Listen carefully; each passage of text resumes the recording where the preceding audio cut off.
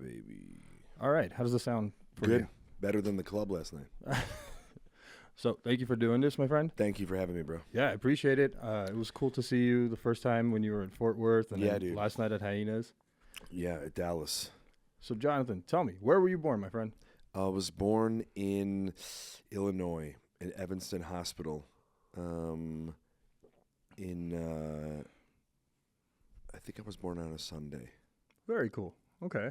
That's way more information than most people know about their birth. I still have the little band that they put around the kid's arm. You have that? So my real name is Baby. That's my name. But I've never said that out loud before, not on a podcast, not on anything. My name is Baby because that was the name that they didn't have. My parents couldn't decide on what my name was, and they had to put it on the birth certificate. Okay. And so that's on the little band. So it was just Baby Kite. Baby Kite.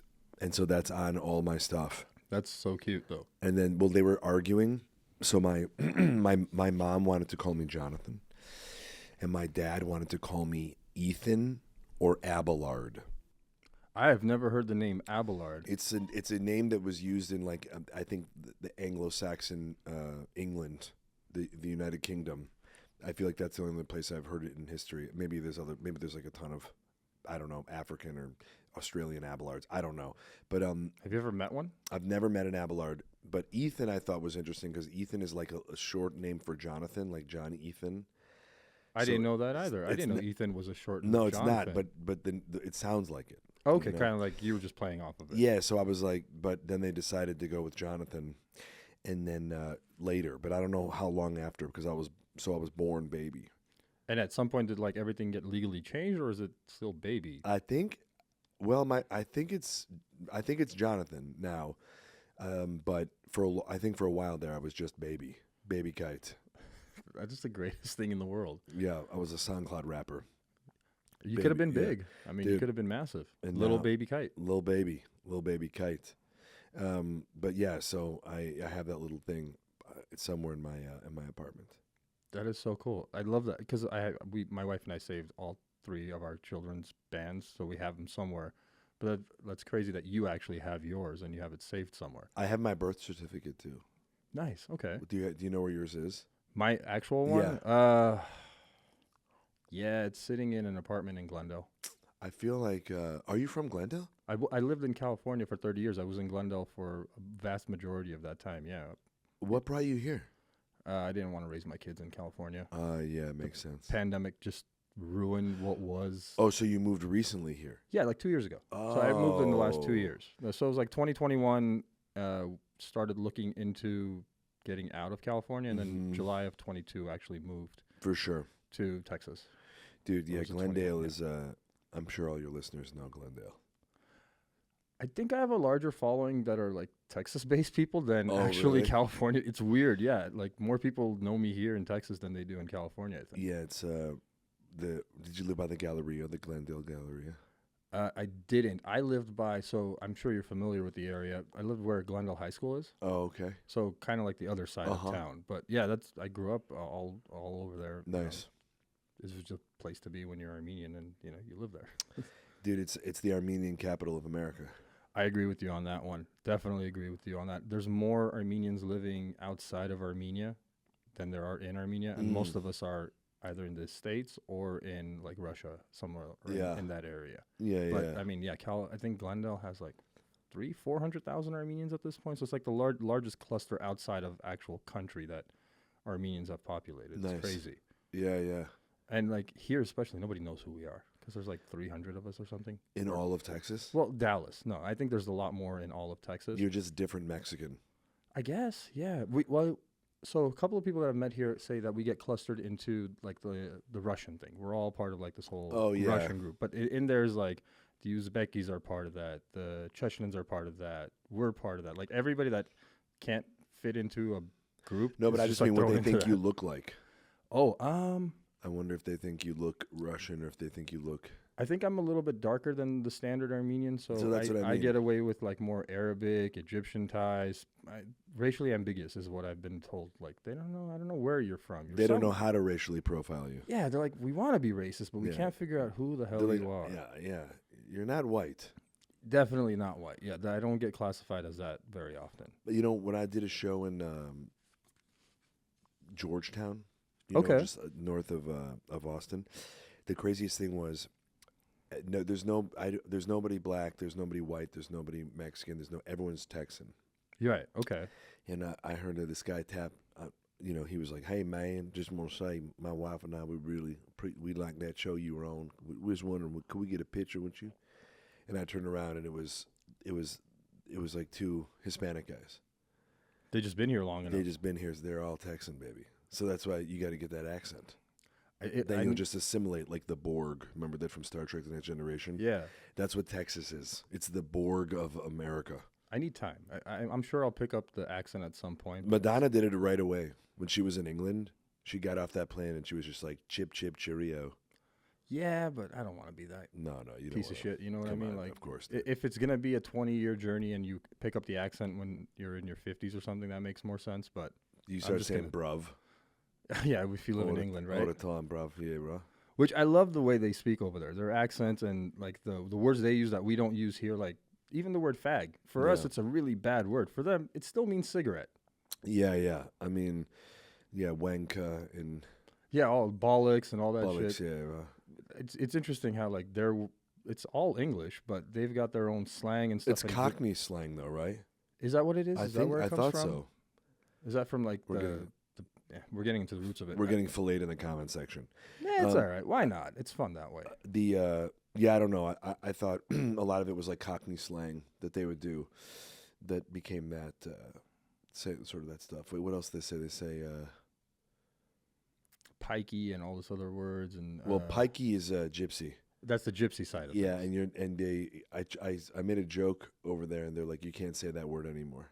Pikey is not allowed, and you can't say gypsy anymore. Well, what are you supposed to call them now? I don't know, mobile. I mean, gypsies are gypsies. They're mobile everywhere. people. We have gypsies here. I know, but I don't know. At some point, that became a slur, unless you were a gypsy, because like Tyson Fury uses it all the time. Yeah, well, King of the Gypsies. Yeah, right, King of Gypsies. But he is a gypsy, I guess.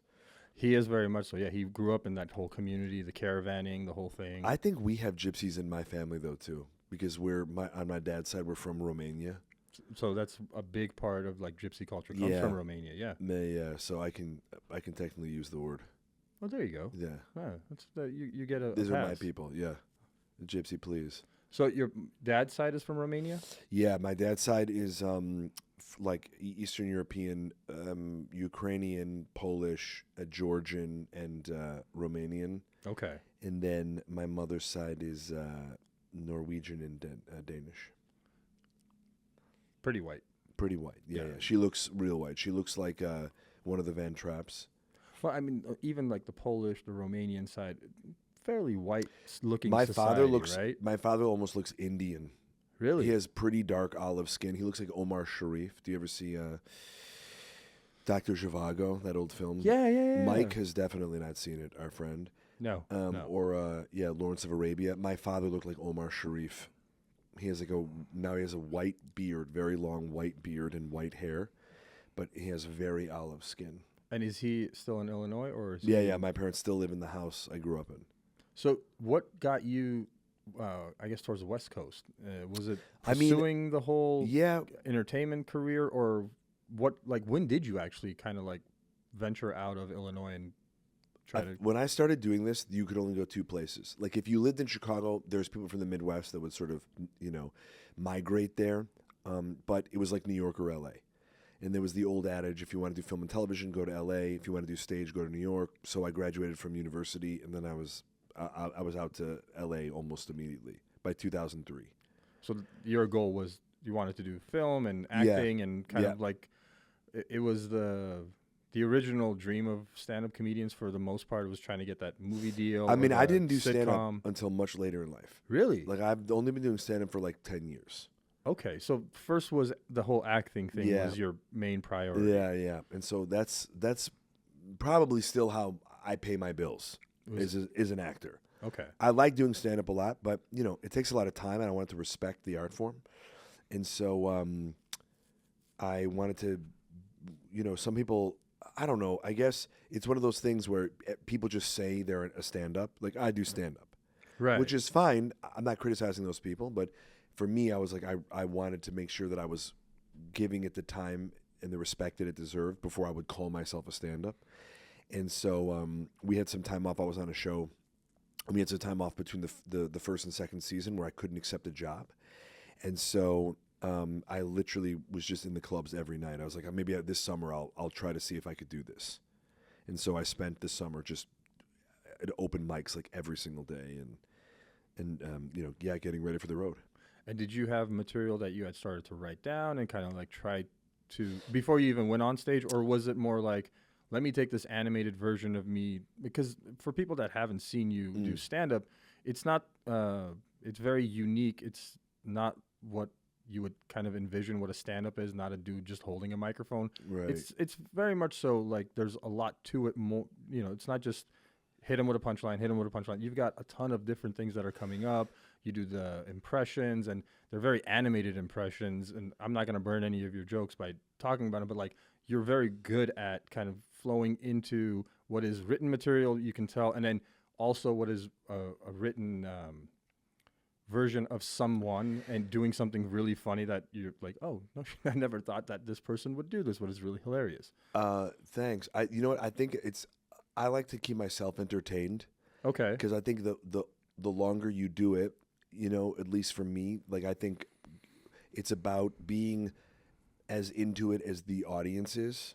Because I would realize, when I would start touring, I would get tired of telling these jokes.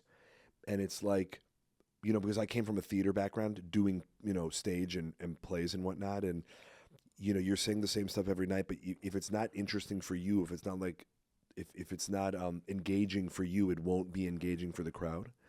And so I think that my style sort of developed that way.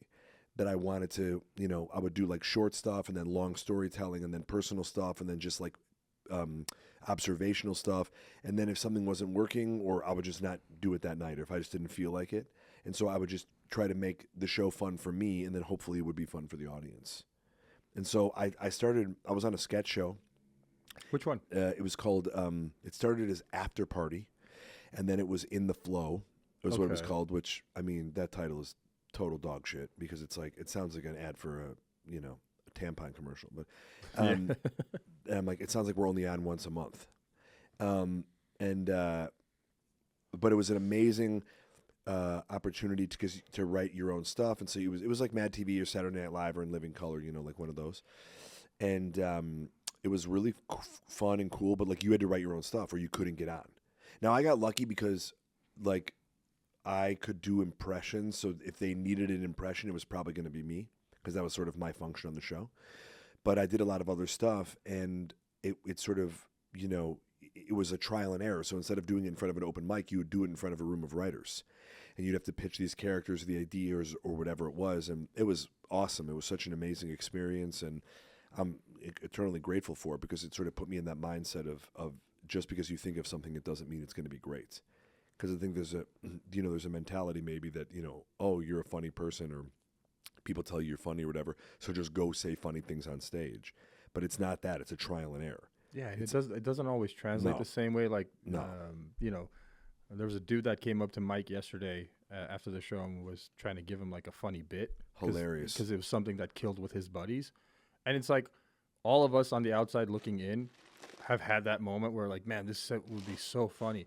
But when a comedian gets a hold of something like that, they're like, yeah, it's funny when you're with your four boys and you guys are fucking around, but try doing that in front of like an entire group of people.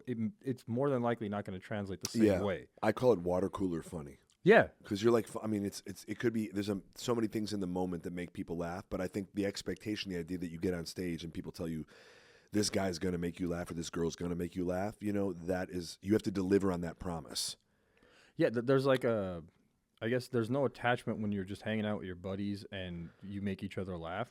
There is an attachment when someone has to take time off from work, get a babysitter, pay money, go to a show, the whole thing. The stakes are much higher. There's this entire vested interest I have in you making me laugh because I've given you my hard-earned time versus I was already hanging out with my buddies and something funny happened. For sure. And a lot of times, if the comedian is good, it will, within the first 30 to 45 seconds, you kind of know what the flow is going to feel like. Yeah. But there's like that first couple of laughs, and then it just goes that way. But if you don't get them in the first couple of minutes, it's so hard sometimes to actually like win them over. Yeah, and that's why it's hard in the beginning because you only get 5 minutes. Yeah.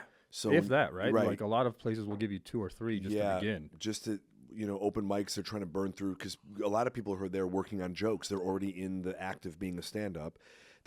So it's like, I just need to run these 3 jokes for a crowd. And maybe not even for the crowd who's there, who may or may not be listening. It could be full of open micers, who don't really care about you, but are just there to sort of figure their stuff out. But you just have to practice getting up cold in a room with a mic, delivering your stuff. Just so it's like karate, right? You can't learn from a book.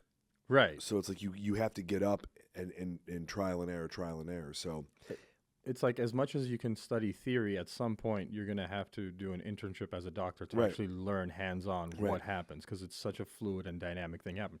Like yesterday, I could tell with you, Mike, and Ryan that all 3 of you, because I'd seen you previously a couple of weeks ago, had to pivot at some point and do something a little different because the audience was just in a weird state yesterday. I didn't get the audience, to be honest. Well, it's, weirdly enough, it's also the timing, right? Because, and I understand why the clubs do their own thing.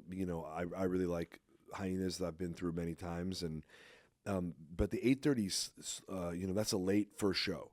Yeah. Especially if people have work, what I'm saying? Like if they have to get up pretty early, 6, 7, 8 a.m., and then they're now just sitting down for an 8:30 show, which probably won't be done until 10. It's whereas comics, our day begins super late. So for us, it's fine. Yeah, you're getting started for the day. Like tonight, we have 2 more shows tonight, right? And the first one is at 7. It's 7 and 9:30. I'm not sure, obviously it's weird. And also the area, it's like, do the people that come to the shows, are they up super late?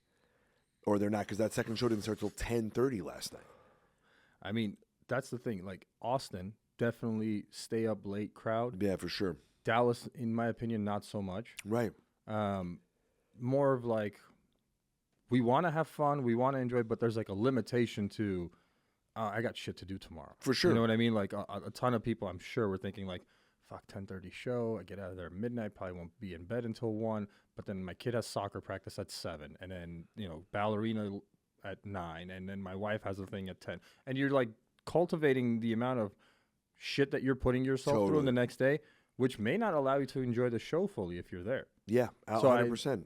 I like the fact that they changed it a little bit. They made it a little earlier today. And Saturday, I like that better. Also, because maybe people have to get up earlier for church on Sunday. I don't know, but I think that's everything goes into it, right? If it's raining out, like, so that you have to be able to shift your stuff at any moment. So that's the other reason I like to do not stuff that's just set up punchline for me, because in case the crowd, like last night, I could just tell from listening to Ryan and Mike, they were a little tight. There was something, and I never blame the audience. I try to just be present with what's happening and not just like deliver a rehearsed speech. Right. And so, helicopter hospital behind us. Oh yeah, Somebody got air evac'd. Oof. But it's crazy how many people just have helicopters in LA. Have them in LA? Like Kelsey Grammer, from Frasier. Yeah, he lives in Malibu, and he used to helicopter to the set every day. Where would he land? He would land, I think, on the building. Oh shit! I think there was a helipad up there. Isn't that crazy? So. That's crazy, but if you spend enough time in Dallas has way more. Helicopters? Yeah. No, for sure. They're all the time in the air. You see helicopters, especially like in downtown Dallas area. And they're all these like, you can tell in the air because they're not having anything that says like Fox News or the police next to them. It's like these black helicopters with no names on them. Dude, that's the thing. It's like your version of a town car. Exactly, yeah. You've got that much money. Well, we have, ours are, I feel like the sky is not, there's not, because there's always police helicopters in LA all the time. Yeah. So if I hear a helicopter, I never assume that it's a hospital helicopter or it's a rich guy. I always assume that it's they're looking for somebody. I genuinely don't hear police helicopters as often here. Maybe it's just the neighborhoods that I live in, but even in Glendale when I grew up, like there's all the time you'd hear the police helicopter. I know, because you guys are near downtown. Yeah. So they would be taking off That's true. That's right. LAPD had it was right there, and it was like 4 or 5 miles away. So for a helicopter, it's 30 seconds. Yeah, exactly. So it's that makes a lot more sense. So I feel like it's always weird. I mean, I never think anything of it, but also it's just sort of there. It's like background noise. It's like white noise for us because there's always a helicopter. Also, I feel way more comfortable in an airplane than I've ever been in a helicopter. I've been in a few helicopters, and I feel like it feels so much like less safe for some reason. Yeah, I don't get it. You know what's crazy is when I was in Puerto Rico, this guy who was in he was at Turkish Special Forces. Were you visiting, or were you like living in Puerto Rico? I was just visiting. I was just on vacation, and this guy wanted to go look at some property that I was with. I was a guest of somebody, and they said, "Hey, do you want to we need to take a helicopter up there, but the winds were coming up, and you're not supposed to just go straight up. You're supposed to sort of go out." Okay. But the winds there was like a storm coming in, so he's like, we don't have time. So he just literally popped up. But maybe because maybe I'm an idiot, and I'm like, oh, he's Special Forces, so it's going to be okay. But I felt safe, even though the helicopter was sort of going like this in the wind and stuff. It was like, but this guy's Special Forces. My problem is I'm not afraid of the pilots. I feel like they've put in enough time and dedication to be good at what they do. I'm always in the back of my mind thinking about the mechanic or the maintenance dude that had a fight with his girlfriend and then just fucked it up, and without even knowing. Didn't that plane door just fly off of somebody? Yeah. I actually wasn't that Alaska Airlines? It was. Yeah, it was one of the newer Boeing planes. Yeah, it was Boeing. And the reason I know this because John Oliver last week tonight. Oh yeah. He just did a whole Last Week Tonight segment on Boeing as a company and just kind of like all the bullshit that is that company now. And I was like, I really don't want to fly Boeing anymore. I know, but what are your other options? Airbus is the only other company, apparently. That's what he talked about, too, is there's only 2 manufacturers left that are, like, big in the world. Where's Airbus? It's French. So I believe it's a French company. So, but they have United flights that are Airbuses? Or? Yeah. Airbuses are used all the time by, like, American Airlines, United, all of these companies. So it's these 2 main manufacturers, and they'll buy the planes, have it painted their company colors, and just operate them. But wow. Okay. You don't have too many options, and it's not. I wish there was more options. I feel like maybe more competition in commercial aviation is a good thing. Yeah, I mean, it's so expensive, though. It is. And you're updating the planes, like, so I do like this bit about Southwest, and part of it is I was saying, I couldn't figure this out. I couldn't figure out how to make this funny, but it's like their planes have not been updated. Like, we keep getting bigger as a species, right? Like, we're either getting heavier or we're getting taller or we're getting wider, whatever it is, right? We're just getting bigger, and their stuff has not really been updated. That now recently I see some, like, there's like a newer version, but a lot of those planes, you got to think, especially the smaller ones that are sort of going, maybe an hour or so, like like under 200 passenger kind of flights. Yes, like the little single, like they have a jet on each side instead of like 2 on each side and all that stuff. So those planes do not get updated, because I feel like I have to fly those when I've got to fly to Iowa or like Dayton. I fly to a major city, Chicago, whatever, and then I have to fly. Like a neighboring smaller cities. And it's crazy because those planes are these from Pan Am? What are these? They're so old, and they're so small, and you got to think there's no money in updating those planes. No, I mean, if you think about a new airplane, even those small ones are like what, $20-30 million? Yeah, they're so expensive. And there's like the other thing is the lead time of it is if you are a company purchasing today, you're looking at 3 to 5 years out before you take delivery of your planes, because Boeing has still got a whole backlog that they're trying to clear out from FedEx ordering commercial ones for like moving shit across the country. Well, it's like when you get a computer or like a mobile device, it's already old. Yeah. Like you get the newest iPhone, right? It's already old, because the thing that they're working on that my buddy was in Japan teaching English like in the 90s. They already had video phones. Way back then. Yeah, he brought it back. I got to see it. Now, it wouldn't work. I mean, he brought it into AT&T to be like, is there any way you can give me this, hook me up with the service? And the guy looked at it like it was alien technology. He goes, I don't even know what this is. That's so interesting. And they have it, but they have to dole them out. So I imagine maybe some sell better than others. So, but you're funding the next round, the next evolution of the thing. Well, I had this conversation with a buddy of mine a couple of days ago about AI. And I was like, whatever we see in the public eye of what artificial intelligence, I'm like, I feel like we're at least 3 or 4 years behind what the actual tech that we're working on right now is. Like what AI is really able to do behind closed doors versus what we get from OpenAI, Gemini, whatever, any of these companies that you want to talk about. And I'm like, it's freaky. It terrifies you that they have way, way, way more advanced technology. They're just afraid to release it to the world because they don't even know what the hell it's going to do. Oh, yeah, exactly. And, I mean, you think about Sora, all the stuff that just came out. What's that? I'm not familiar with It's the video app where you just type in oh yeah, a and descriptor it gives you like this it. whole. I thought I saw a video of it where it was showing like a lakeside panorama of a video, right? Is that something like that? And the car is traveling down a road, and it's all AI generated. I didn't see that. I saw the ants running through the forest. Okay. Or the cloud that makes Sora, or the guys floating or surfing in the cathedral. So the most recent one I saw.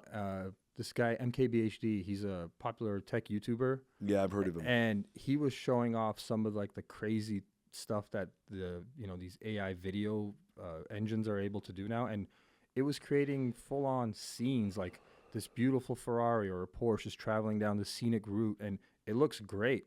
There's still some hangups to it. But I think his entire comparison was like, you remember a few years ago when AI tried to make Will Smith eating pasta? Yeah, I've seen that. And it looked fucking freaky. Yeah, and you're like, okay, this is fine. If this is what we get from AI, I'm okay with this because anybody can tell it's fake. None of it looks real at all. Yeah. But now what they're showing, you're going to have a really hard time figuring out if, what's supposed to be drone footage from, Lake Como, let's say in Italy, is it actually that or is it AI generated? For because sure. it's doing such a good job. That's why the presidential election is going to be so tough. Because they're trying to see if what they say, especially in those ads and whatnot, did they actually say it? Or, I mean, this is going to be the first. It's only going to get crazier. But is that what he actually said, or is it just what the AI? And it's getting so good to the point where even now, like I heard that people are getting like robocalls, like Joe Biden is calling them, about the election, but it's not actually him because they're just talking all this weird nonsense that doesn't make any sense. Yeah. About. Well, maybe it is Joe Biden then. Yeah, there you go. Yeah. I don't know. Did you guy see fell asleep on the call? Huh? Yeah, exactly. Right. Yeah, the State of the Union. I tried to do a joke about it last night. Yeah, he was definitely. I want what he's on. It's like I feel like I'm having a When Harry Met Sally moment. I'm like, I'll have what she's having, because man, that he was kicking it into gear, bro. Whatever Adderall he was on. It reminds me of, and I know the joke that you like. I remember the joke from last night, but it reminded me of when Hitler was so tired that when he went to talk to Mussolini, that they had to like shoot him up with a bunch of shit. Just methamphetamines, I think. Yeah, and like 4 hours later, Mussolini was back in the war effort and everything. But it was just Hitler apparently rambled for 4 straight hours and just didn't give him any chance to say no. Yeah. I feel like that's what happened with Biden for the State of the Union. They're like, all right, just give him 3 times the amount of what we've been giving him. See what happens. Well, I think, it's like Wolverine in Old Man Logan, the movie. Yeah, Logan, yeah, the final one. At the end where it's like he's got, he could heal, but only for so long.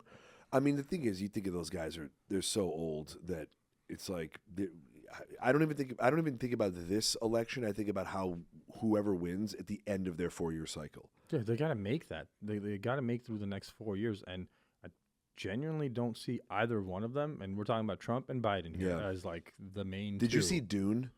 The first one I did. I haven't seen the second one yet. So Baron Harkonnen, who's played by Stellan Skarsgård, he's like the fat sort of guy. Okay, yeah, who sits in a pool. I feel like that. It's like them. That's what they are, right? They're like these old walruses that need flotation devices and robots to help them move around, and then they have to go into like a pool to recharge at night. Well, I mean, and it's actually like not to the science fiction version of it, but it is true. They all have these handlers and a ton of people that none of us ever see, making sure that what is supposed to be a fluid motion is a fluid motion. Like I'm sure there's like 40 Secret Service people making sure that he's directed in the right way. And yeah, I feel like Joe Biden is just being operated by 10 people inside him. Like little people, yeah, right? like little people, yeah. From like the first Men in Black. Men in Black, yeah. That he's just like got little people inside him going like, "Come on, man, come on." I feel bad for him though. Honestly, I do. It's hard because I mean, you never had to be that public, and now it's like you're under American like leaders, they never had to be that public. Whereas like you go to the UK, and the prime minister has to, I think it's like weekly, has to get out and answer questions. Really? Yeah, so that you're sort of, you have to keep those promises, or at least you have to be, there's some sort of responsibility. Whereas like us, you saw Trump a lot on social media. You saw Obama, but I feel like if you go back a little further, you just didn't see the president as much. But I also feel like if you look at Trump, he was already on social media. Oh, sure. Way, way before he was going to become president. Like the guy was tweeting forever in the day. Celebrities. It's like you got to think Reagan, right? He was a movie star. Yes. And so, I mean, it's. But I mean, think about Clinton. Not very often was Clinton, unless he was on trial, he wasn't really in the. He wasn't really talking about what's going on. No, you get a State of the Union, and you get which too busy selling cigars. I'm okay with my president getting his dick sucked. By the way, the fact that they didn't come out with a Clinton cigar is insane. That would have been awesome. Trump would have done that. Trump cigars. Maybe Epstein didn't have the chance to make them. The cigars, yeah. Yeah. Maybe that was like his retirement plan. Once he's done with the kids, a line of cigars, maybe a tequila. Something, dude. We were talking about this last night. Everybody else is like, in a good way. I mean, The Rock, obviously one of the biggest movie stars, but he also sells tequila. Yeah, Terramana tequila. Yeah, he does all this stuff, and I feel like, Trump was the first president to have his name on everything. And he even had Trump steaks. That's what I mean. Remember Trump that ties, stuff? of course, yeah, dude. Trump everything. Trump vodka. Yes. Trump University. Trump. I mean, his name is all over the buildings still. Yeah, there's like thousands of buildings probably across the country and all over the world. That he owns Trump a lot of real estate, but a lot of those he only owns the penthouse suite, like the one that's on Central Park, the hotel that's like right there. Trump Towers. Is that not the tower? The other one. Okay, I know what you're going to talk about. He owns the penthouse suite, but every other hotel room in there, I believe, is a condo or like It's so it has nothing to do with him. No, but he just has his name on the building. I can't remember exactly what it is. Which, I mean, what a flex move. All you're owning of the entire building is one unit, and you get to put your name on it because they're like, yeah, it's going to be worth more with your name on it than our name anyways. Yeah, or a name on it. Yeah, or a name on it, right? Yeah. Like, yeah, you can get Tidal Life or MetLife or some other bullshit company to come in and put their name on it, but no one wants to stay in a MetLife hotel. No. Or a Tidal Life. No, not at all, right? It's like, it's bad, even when it's like the Smoothie King Center in New Orleans. Yeah. I don't know why. I grew up in Chicago, so it's like United Center was fine. There's like, what is it? What's the Mavericks play? What do they play?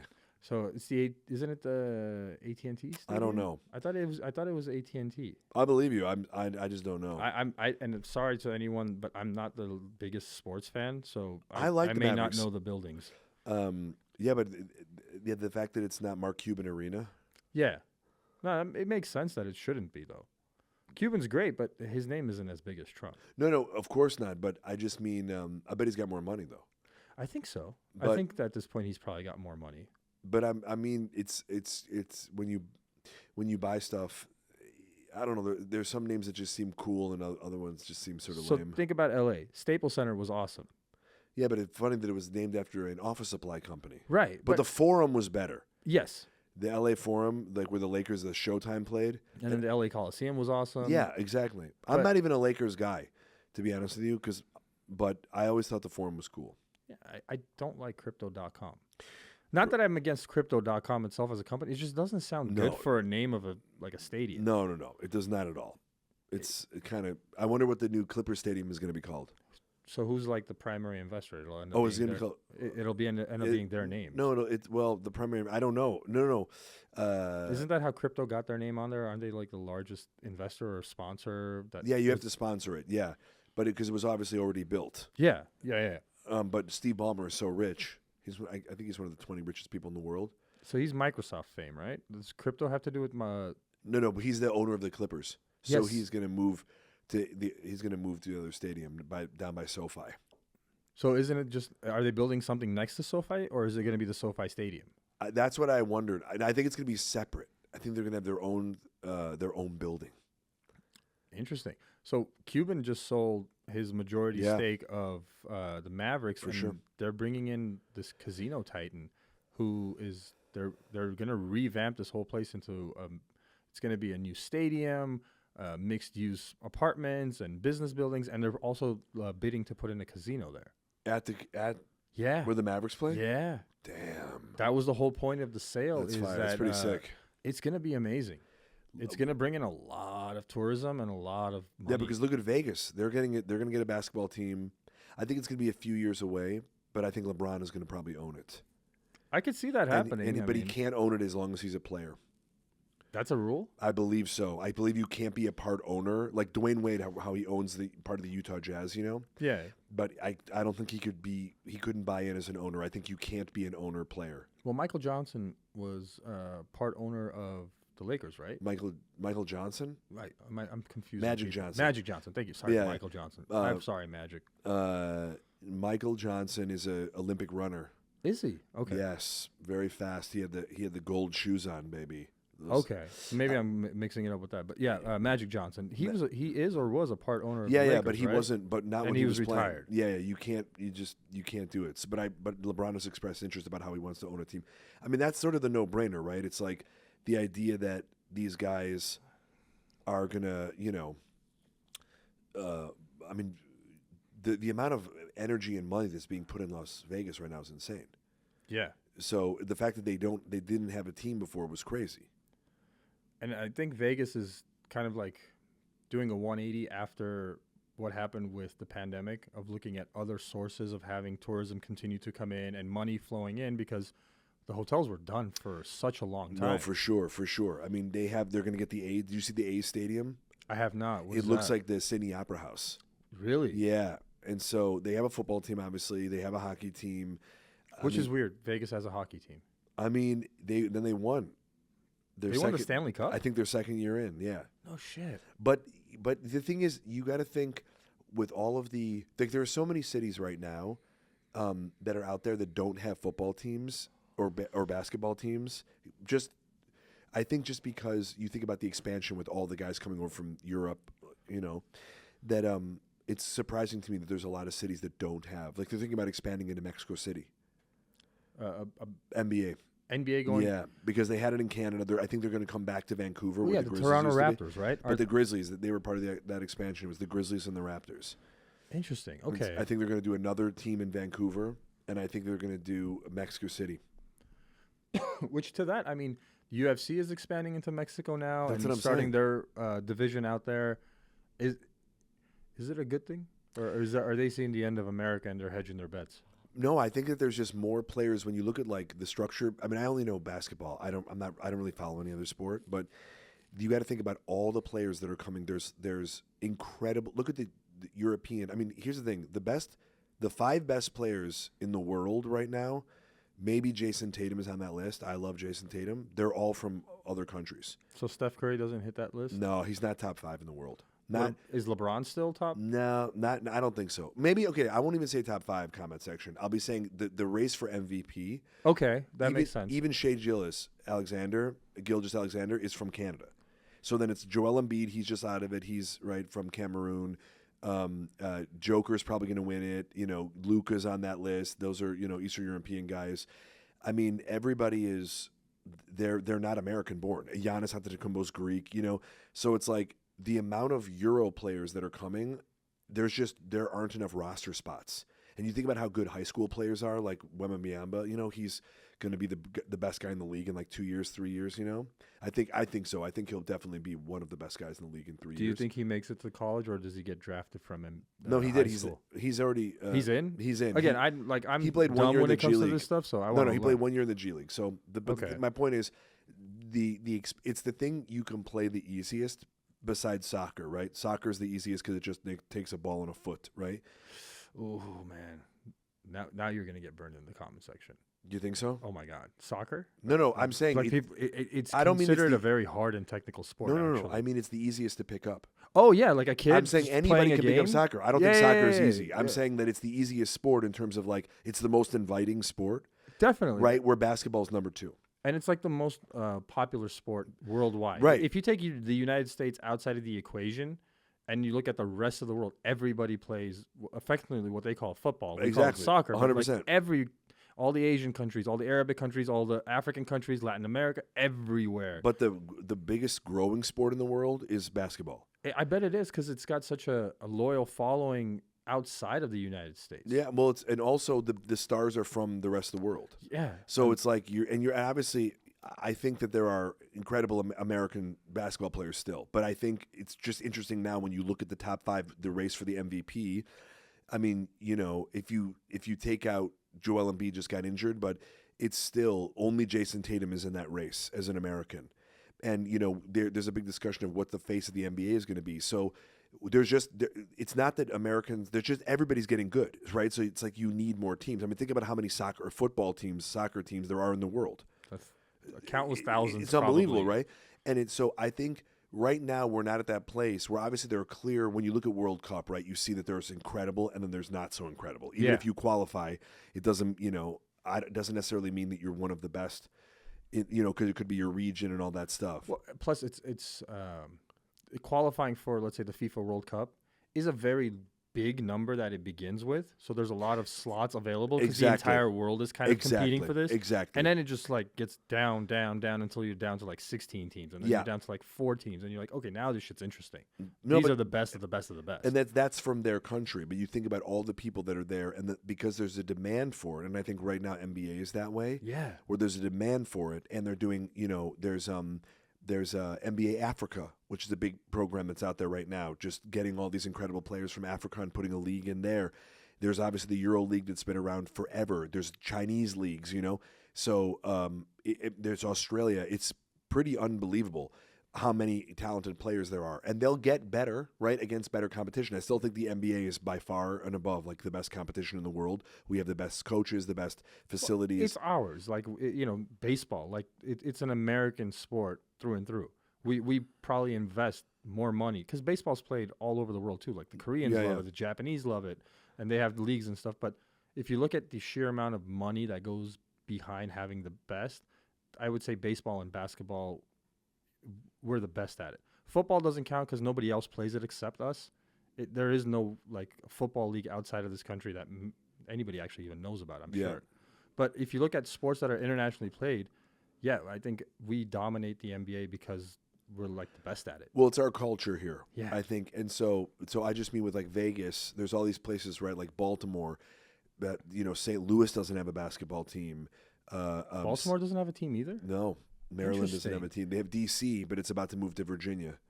Which is strange because, I mean, like you're talking about Baltimore and these cities, they're so big on sports. No, that's what I mean. Huge sports culture. Look at Seattle. They used to have the Supersonics. They got rid of them, and then I'm sure it'll come back. And so I just think like something like Vegas, because also, like you said, with the gambling and stuff, I mean, the hotels, they need a thing to bring people there. Because if you're going to go, you're going to gamble. But there's plenty of people that don't go to Vegas because there's nothing else for them now. And you think about, especially on the West Coast, now obviously people flying from all over the world, but it's like we go to see comedy shows, concerts, F1, sporting events. It's like another thing to do. And especially guys who live in California, it's so close for us. It's not bad from Texas. It's a 2.5 hour flight. It's stupid simple to get on like a Spirit flight and be in Vegas mid-afternoon. I never flown Spirit. I fly it all the time going back and forth from LA to Dallas. It's the most convenient because they have the most amount of flights going to LA and back. What's the worst thing that's ever happened to you on a Spirit flight?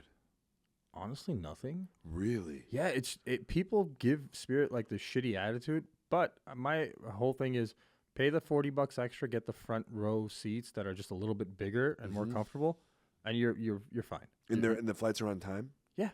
I've had it one time where my flight actually got canceled, but I can't blame Spirit for what was the torrential hurricane that was going through this part of the country at that time. I can't. I got, I know, like I just went home, came back the next day and had a flight, and that was it. But see, I'm not going to complain because I was in Dallas, so it was just, okay, I'll drive home 20 minutes and come back. I could understand if you have a gig going on and you really need to get the fuck out of here. Yeah. That would piss you off. Yeah. But absolutely. I think Southwest is a far worse airline than Spirit. I have a 20-minute chunk on Southwest. Oh, it's the best thing in the world. Oh, thanks. But it's so ridiculous. Well, so for us, it's like the flights, it's to Vegas. I mean, you could drive it in 3 hours. You could drive it. Yeah. Or you could fly it in 25 minutes. But they say 45 to an hour, but I'm telling you, you're up and you're down. You're in the air only 25 minutes. It's crazy. It's like 45 because you got to count runway I know, to that's runway. what I'm saying. Yeah, it's crazy. Nothing. It's so fast.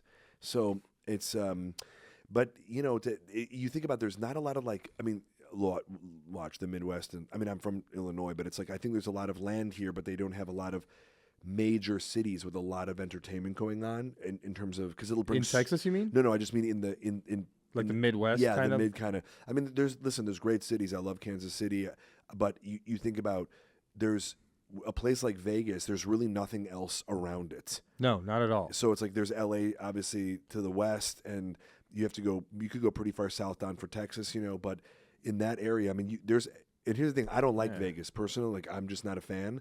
But how come? Because that's a bold statement. Like, you know what it is? It's draining. I feel like okay. I've liked working there. Like, I like doing comedy there, but also the comedy crowds. It's tough because they're not there to see comedy. They're there to take a break from losing their ass at the craps table. And so I think that for me, I mean, I maybe if I was doing like Caesar's Palace or the Mirage or something like that, where it was like a theater show, it might be a little bit different. But it's funny, the comedy crowds, they're so eclectic in terms of, I remember I did a show at the Improv, and everybody there was like 85 years old. Ah, okay. And it was crazy. I'm like, I don't have any Civil War jokes. Like, I don't know. I mean, you know. No, I get what you're saying. Yeah, so it's like. But I could see you doing a residency there one day. So, because your material translates to stage, you know, it would work so well. I mean, I think that they're sort of, there are better clubs now, I think, that are more specifically geared towards being a comedy club and not a Vegas comedy club, where it's like, oh, we're in town, we'll see a show, who's playing, like, you know, we'll go 45 minutes, we'll grab a drink, we'll see, you know, who's ever playing at the Ha Ha Hole or whatever is, you know, instead of now people will go, oh man, did you see somebody is at this club, let's go when we're there. Right. And then it becomes more, because obviously comedy is getting so big and so expansive, but I have gone to Vegas for years, and you know what it is? It just feels like it. I know I live in LA, but it feels like it takes forever to do something in Vegas, because you have to. If you think that the gridlock is bad on the 405, it's unbelievable on the Strip, on Las Vegas Boulevard, dude. Right? Yeah. And then and I only go for a destination. I'm not just going on like a Tuesday, you know, to just fucking, you know. Well, to that extent, also Vegas has made it that once you're in the hotel, especially if you're in like you don't want to leave the newer area of Vegas, Wynn, Aria, Caesar's Palace, that whole Cosmo. thing. They've got all these sky bridges connecting each other because they know the traffic is horrible down there. So you probably don't go to a comedy club because you're like, I gotta get a fucking cab. Right, as long as it's Ubers. right. That's what I'm saying. So it's like if you opened it inside of a casino. Like if, let's say, the Cosmo opened a Zanies or, I don't know, sure, an Addison, an Improv. An Improv, yeah. It would be awesome, and I think a lot of people would just, like, fall in and see comedy that they weren't expecting to, but have fun with it because they're already in, like, this good vibe. But that's versus what I mean, sitting in traffic for 2 hours. There's a younger energy. I mean, it's crazy because the Cellar, you know, has a place at Rio. And I've really enjoyed playing when I've gotten a chance to play the Cellar out there. But it's like the Rio is kind of a dilapidated. It's outside of what Vegas is. That's what now. I mean. But the Cellar to me feels young.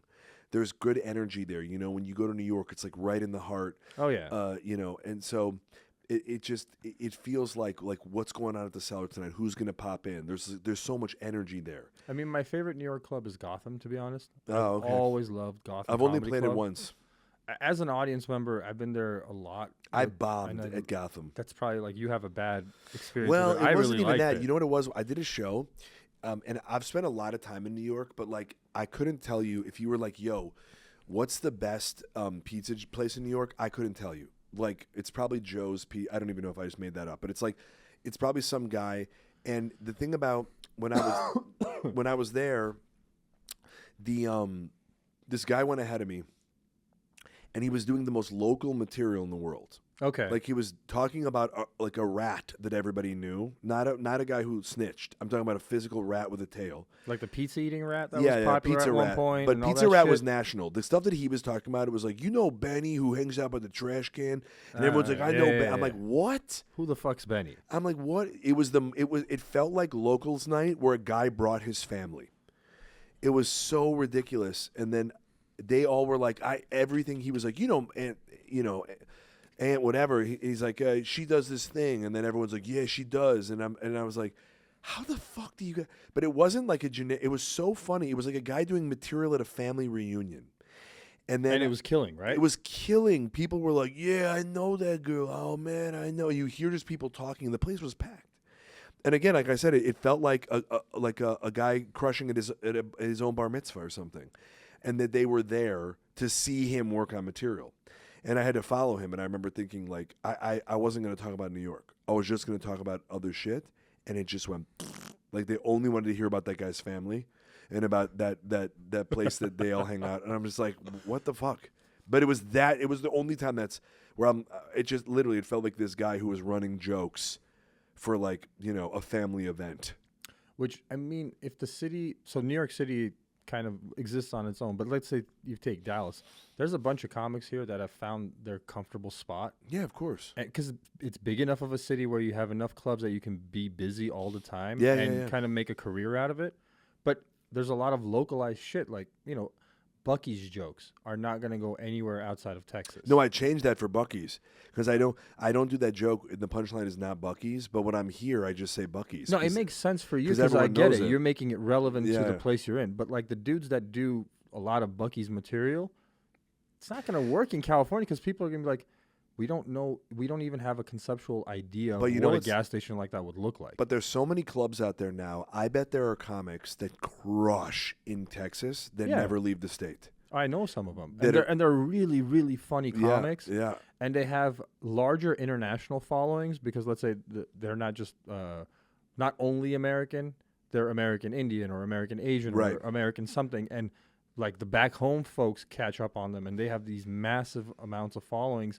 But they don't really have to leave Dallas because they also are really well known here. Right. And some people are not supposed to be traveling and killing arenas and stuff. Like some people are supposed to be the local comfortable comic that just kills 100%. All the time. I think that you see something and you go, this guy is playing an arena, I should be doing that. And it is about being as good as you can with your stuff. Yeah. And really finding out and focusing because, like somebody, I mean, this is no disrespect because I love this guy. Todd Barry?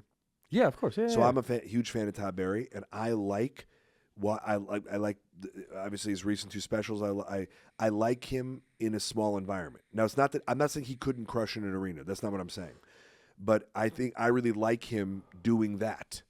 And there's just some people that it's in terms of their size that is. I think I'd be tough. I think for Stephen Wright to crush in an arena. I'm not saying he couldn't. Maybe he could, but I like him sort of more of an intimate kind of guy. Well, because the way it, and I was just thinking about it as you were speaking, I was like, it maybe comes down to the tone, cadence, like the delivery. Some of that stuff, is really, really good in an intimate setting, like a Stephen Wright, but on a large arena where it's like 20 or 30,000 people, maybe it doesn't work.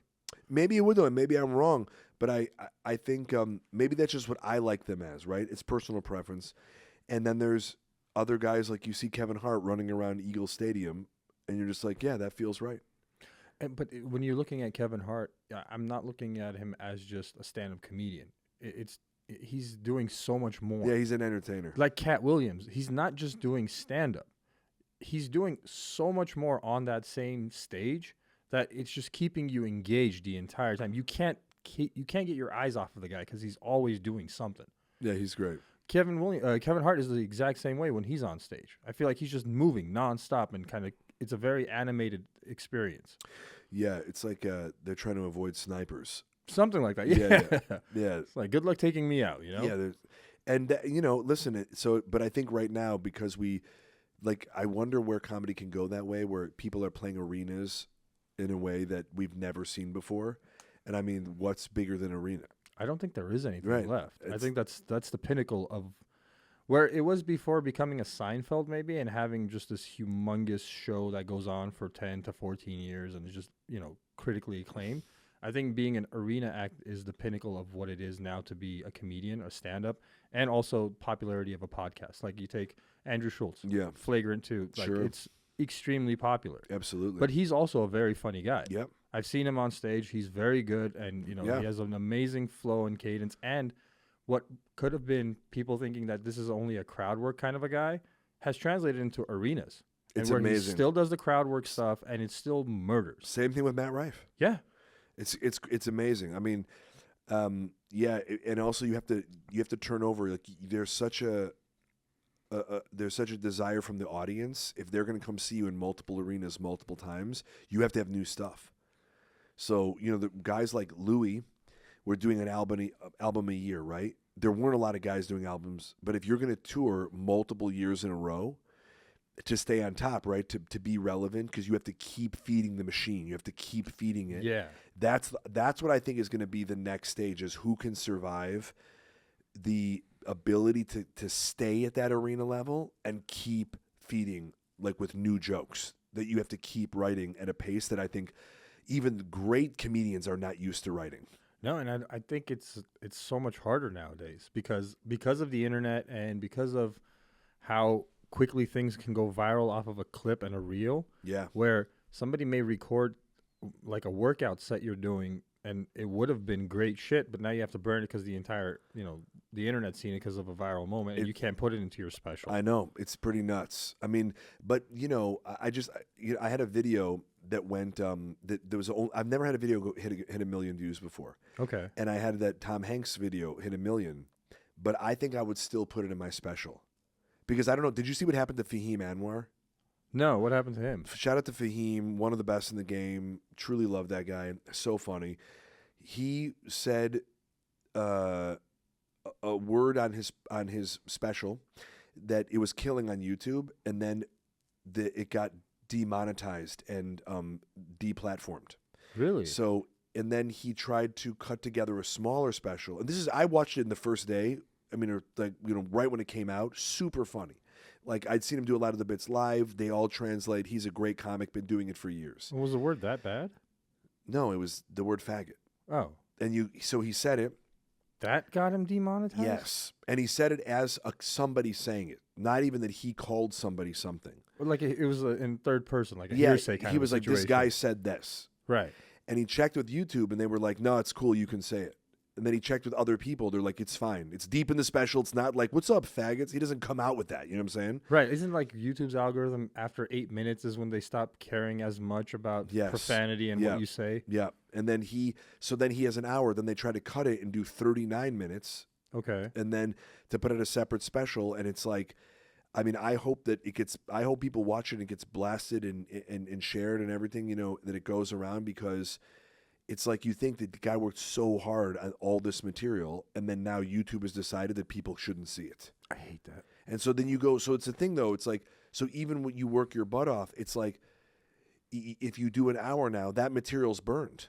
Unless he like took it offline, he couldn't do that material again. He couldn't like I get what you're saying. So I'm saying it's like, it's hard that we expect that everybody now who's big, who's coming out with multiple specials, it's of course going to be good, but you're expecting that everybody's going to see it and that your following is going to keep growing and you're going to keep evolving. But there's a hiccup from all different things, that maybe it doesn't get viewed as much, and so, but the expectation is that the people that are really doing it, that are putting asses in seats, it's not a competition, by the way. I just mean it's an actual business. That you need it to help put asses in seats. Of course, yeah. It's a tool. And so when you get shut down or blocked or whatever, I don't know the exact shadow banned, I guess is the term that goes around now. He was shadow banned for a while for talking about Hamas, I guess, and he's Afghani.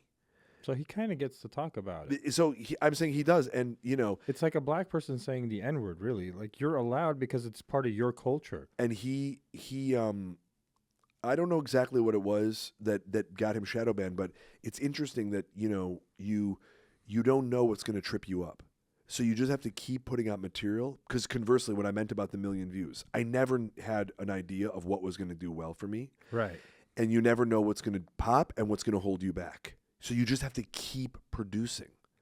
Which is, it also seems like you're running a double-edged sword. You don't know which side's going to poke you. Right. You just have to keep running. And so it's one of those things where it's a sprint that lasts the length of a marathon. Because you have to keep putting out content, you have to keep feeding the machine, and if people don't share your stuff, it's not enough for you to do it. So you have to make stuff that you think people want to share and want to support. Or there are plenty of villains, right, that have become that were villainized. Like somebody like Shane Gillis, inaccurately and inappropriately villainized for no. I know the reason, but it's like, come on. And then, but then it helped him. It made people aware of him. It took a while. Yeah, but then it took a while, but well, I think truly what happened in Shane Gillis's case, which was one of those hooray moments for comedy, that other comedians recognized that it was bullshit. Sure. And they were like, you know what? How about we put him on blast on how funny he actually is Absolutely. and how good he is versus this bullshit bureaucracy that's trying to ruin a guy's career before he even has a chance to start. But also he kept going. Yeah, and he got better too. That's what I'm saying. And he did Gillian Keeves, Funniest shit in the world. So funny. And so like the idea that you have to just keep doing your stuff. And that's a great example of someone who didn't get, maybe whatever. I've never met him. I'm a big fan. Likewise, I don't know if he got knocked down emotionally, but he was producing like great quality work, right? He had the Austin special, he had Gillian Keeves, but you have to keep coming up with stuff even when the undertow is pulling you under.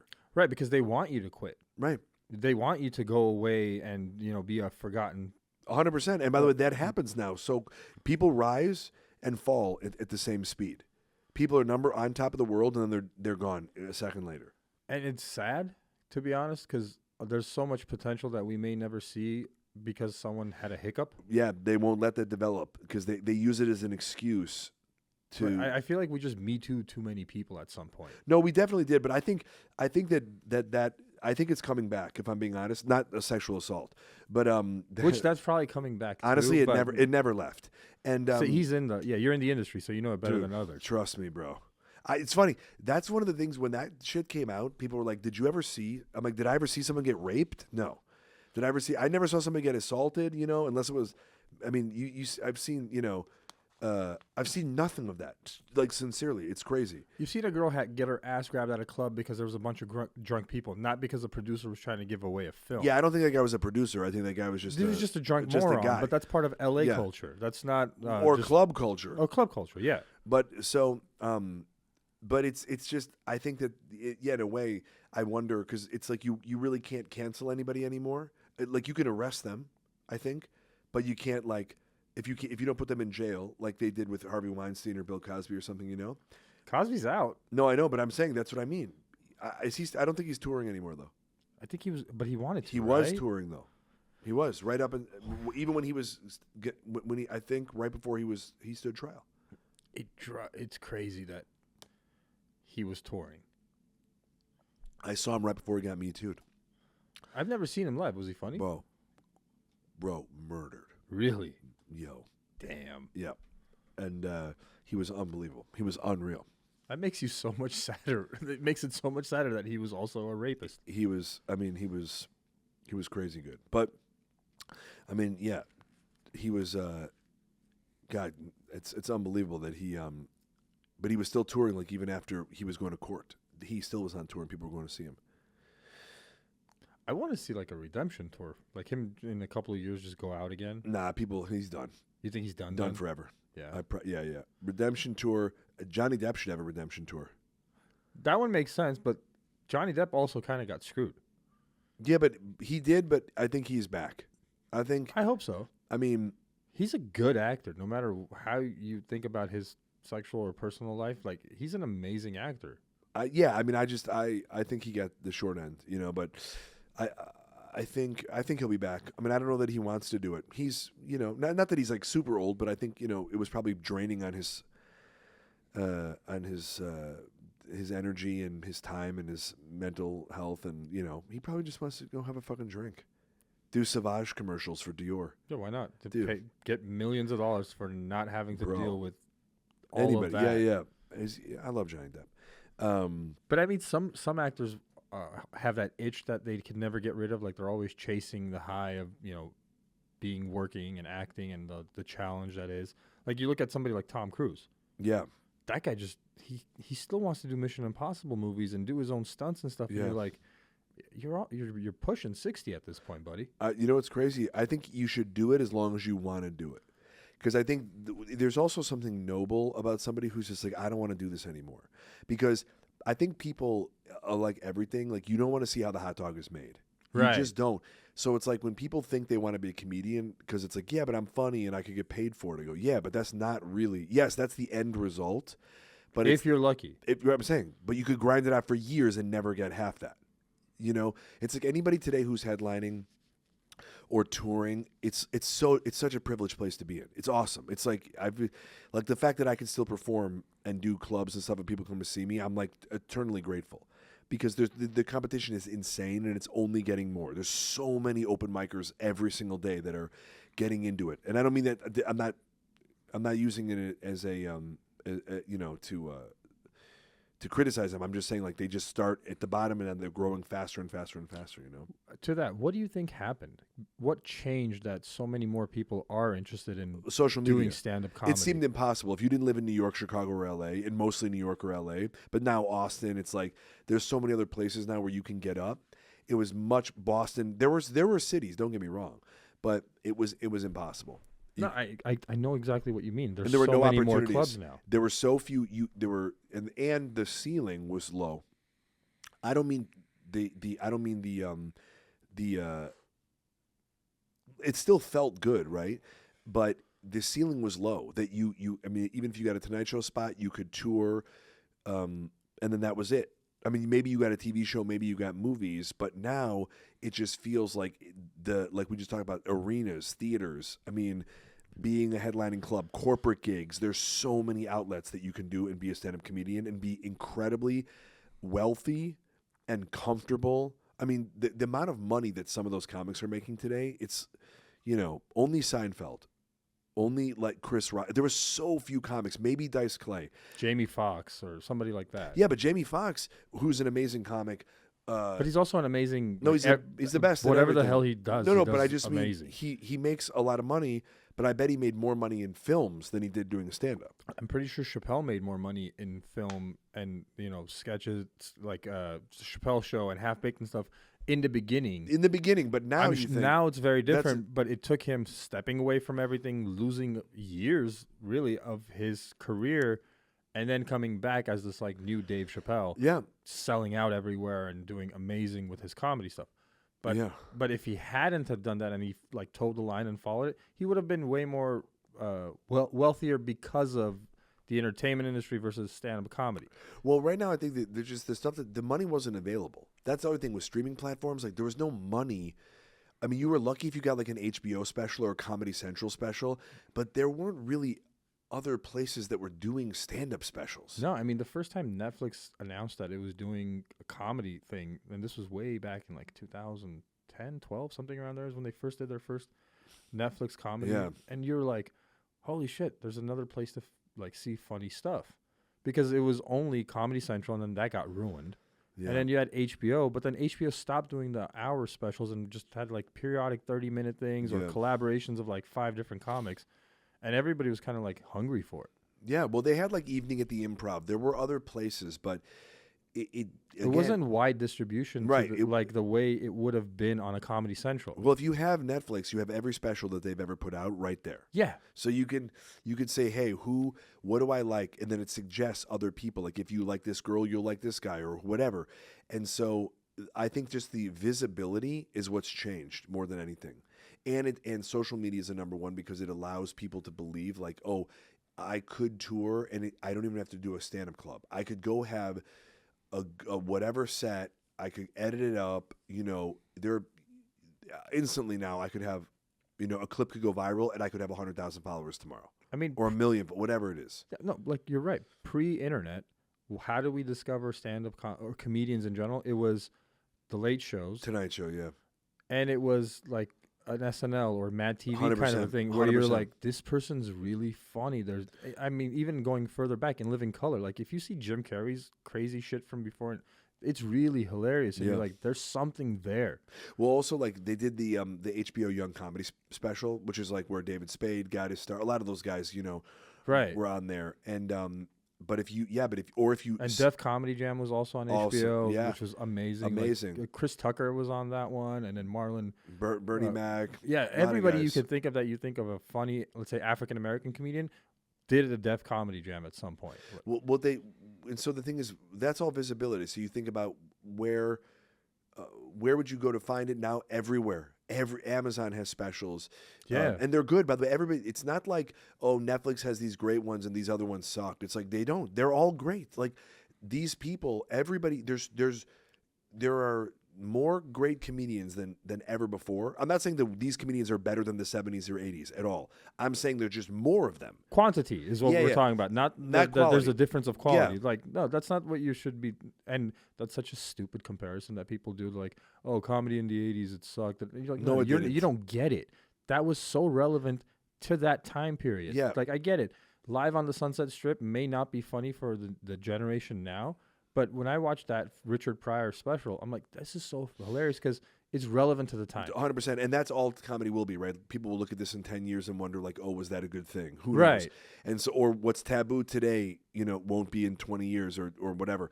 And so I just think that it will keep expanding. And I think that they're going to just keep opening more and more clubs. And because there are certain areas that probably have a lot of people, but maybe don't have a lot of clubs. Yeah, like they're hungry for it. Yeah, exactly. And so they would love to see the people that they look at on their phones every day. Wow, this person, she's coming to town to perform here. That's amazing. Let's go see her. And every place that has a theater, that places that used to be music venues that would travel, that's the thing that's going to happen. I think that the way of music, that's going to be the way of comedy. So you look at like Journey. Journey can keep going. Yeah. I think because those theaters exist and they're filled, or all the casinos that are around, comedians are going to be able to keep filling those. And I also think that a lot of these places, the theaters and pre-existing venues, are hurting for business too. Yeah. Like a lot of the music's dried up because people aren't looking at touring the same way they used to. No, it's cheaper. That's what I was just going to say. It's literally a man or a woman and a mic. Yeah. That's it. And so it's like, that's all you need. You have good sound people. You bring a couple openers with you. The idea to bring in a band, all the equipment, all the sound people, all the, the gear, but then considering like how big the band is, or even for a solo artist like Taylor Swift. I mean, there's I think I've seen it. There's like 7 or 8 like 18-wheelers follow her tour bus full of stuff. Yeah. And so you think at a certain point, obviously she's, helping the economy in so many ways, but you think when people go on, like I think of Journey, because I think Journey and Def Leppard are touring right now. Are they really? That's awesome. Dude, sick. Love those bands. And that would be amazing. And they probably get to share some people, on that. It probably brings the cost down a little bit. But then you think of like Schultz and Gillis are doing crypto. Yeah, that's coming up. Yeah, it's like, dude, it's just those. I mean, they'll have friends or whatever, but it's just there. Like it's so much cheaper just to have those comics. Yeah. And it's easier to promote because these comics have these massive followings already on their social media. And that's what stand-up is. It's promoting. It's like, you like this joke, come see me. Yeah. And what we were talking about earlier, the crowd work thing has really helped gain this following and a group of people that are really interested in what you're doing without ever knowing what your comedy is until they see you live. Well, the only thing I would say, the crazy thing about crowd work is, right, because phones have made everything so accessible. So you grab your phone and you're like, hey, what's up? I'm at this, how you like show this guy over here. He's like, look at this guy freaking out. He's yelling at a squirrel right now. I'm like, isn't that crazy? That there's something that it feels in the moment. It feels so natural. So then I feel like that's why people would do crowd work. That's why I think crowd work took off. I think people were always doing crowd work, but it's because it felt like, oh wow, that guy made that up in that moment, and then, but you don't realize, I think a lot of people, when they come to comedy shows for the first time, you're like, you're not going to see an hour of crowd work. Now, obviously there are people that do an hour of crowd work, and they usually fizzle out at some point. But most comedians that have any staying power, like you're going to go see Tom Segura tonight. Yep. That guy is a material machine. Yeah. He's going to do a material, or Eliza Schlesinger, because she has like, she's one of my favorite 5 or 6 of all time. albums. It's like, that woman is a material machine. Elder Millennial is one of my favorite specials. It's just so goddamn good. So you think, but it's crazy because you have to hook them with something. So that's what I wonder what the evolution is going to be like with crowd work. That I wonder if how much people will be able to do that, and then, but when people get there, because they're not going to see you twice. I think maybe I'm judging people. I have no idea, but they want to see the new material. I mean, you can only do so much. Like, where are you from? Maybe that just doesn't appeal to me because I've seen it a million times. And I think the really good crowd work people don't do what you just said. It's like, where are you from? They pick up on something, and then it works. Like yesterday, Mike had a moment of crowd work because there was a dude covered in all face tattoos. He hit the mark really well, and it went into the flow of his what did he joke. say to that guy?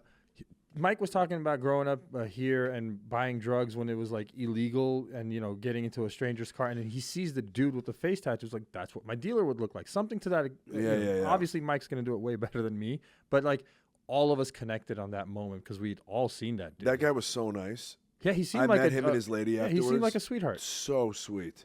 Yeah, he was covered head to toe, like all over his face, his head. He was shaved head. And so was his lady. Both of them were completely Yeah. covered. And I think Mike even said, he's like, he's probably a tattoo artist or something. I was like, that makes a lot of sense. Yeah. But like, all of us as just like people have this automatic perception of a guy with full on head tattoos. Yeah, for sure. The first thought isn't always the best thought. I mean, well, it's getting more socially acceptable to have tattoos. It is, but like his was a specific type. It wasn't all colorful. It No, wasn't for all sure. artsy and shit. Some of it looked like jailhouse tats. It did, yeah, for sure. It looked like old school, I've been through some shit kind of tattoos. 100%. But the fact that the second Mike interacted with the guy and the guy wasn't standoffish at all and he like flowed with him, all of us connected even more. Yeah, for sure. And I think that's the secret of really good crowd work, at least for us, for me as an audience member. It's us connecting even more with the comic because we see you, we scroll, we love it, but now we are actually part of your act. Even if in that small room and you don't make fun of us. No, that's the thing. I think when you make, unless somebody goes out of their way and is drunk, like that girl last night when I was asking that guy, and I'm like, you have real bachelorette party energy right now. Star Wars. Yeah, I was like, just relax. And, when somebody does that, I mean, I didn't shame on her too much, because again, I'm not trying to I don't want people to feel, if I'm going to keep asking questions and we're in a dialogue, I don't want people to think like, oh, I don't call on me I don't want to speak up because you don't want to get nervous at all. Right? Yeah, I get it. So, but you also want to shut that down, because if you're talking to somebody else, then people won't answer because they think, oh, this woman's just going to talk over them or yell over them the entire time, Right. So it's a fine line. Listen, it's an art, right? I think that it's one of those things that people just go, oh, it looks easy. I bet I could do it, whatever. But, I mean, it's interesting because it's not really the same thing as stand-up comedy, writing jokes and having a point of view, right? Now, you could bring in your personality to it, but in terms of longevity, because I used to do so much crowd work maybe like 10 years ago. When you first started out. But also I have material. Like I could do an hour on the road pretty early on, and it wasn't, I won't say it's great, but I don't think that people left the show being like, this guy took my money. By the way, what made you want to do stand-up? Because you had already had a career in acting and been in Hollywood for, at least 5 or 10 years working at it? Yeah, over 10 years, 12 years actually. And, like, for those that don't know, you've got a lot of credits to your name as an actor, and there's this whole career that is outside of stand-up. Yeah. What made you actually want to get on stage and embarrass yourself that bad? I always wanted to do stand-up because I love Robin Williams. I love Bernie Mac. I love, Louis C.K. Eddie I'm Murphy. guessing. Love Louis C.K. Love Eddie Murphy. And I love Rodney Dangerfield. I like variety, and I like, growing up, like I would watch USA used to do a lot of like black comic shows. When I was growing up, so it was crazy. So I would stay up. So I got to, I was a big fan of Earthquake, Eddie Griffin, a lot of, so when I was growing up, that's what I watched, and I thought they just were having so much fun. And the truth was, I always wanted to be an actor. That's still probably like my number one thing, and but I always loved. It just seemed like they were having a great time. Richard Jennings, Richard Jennings? Yeah. What a legend.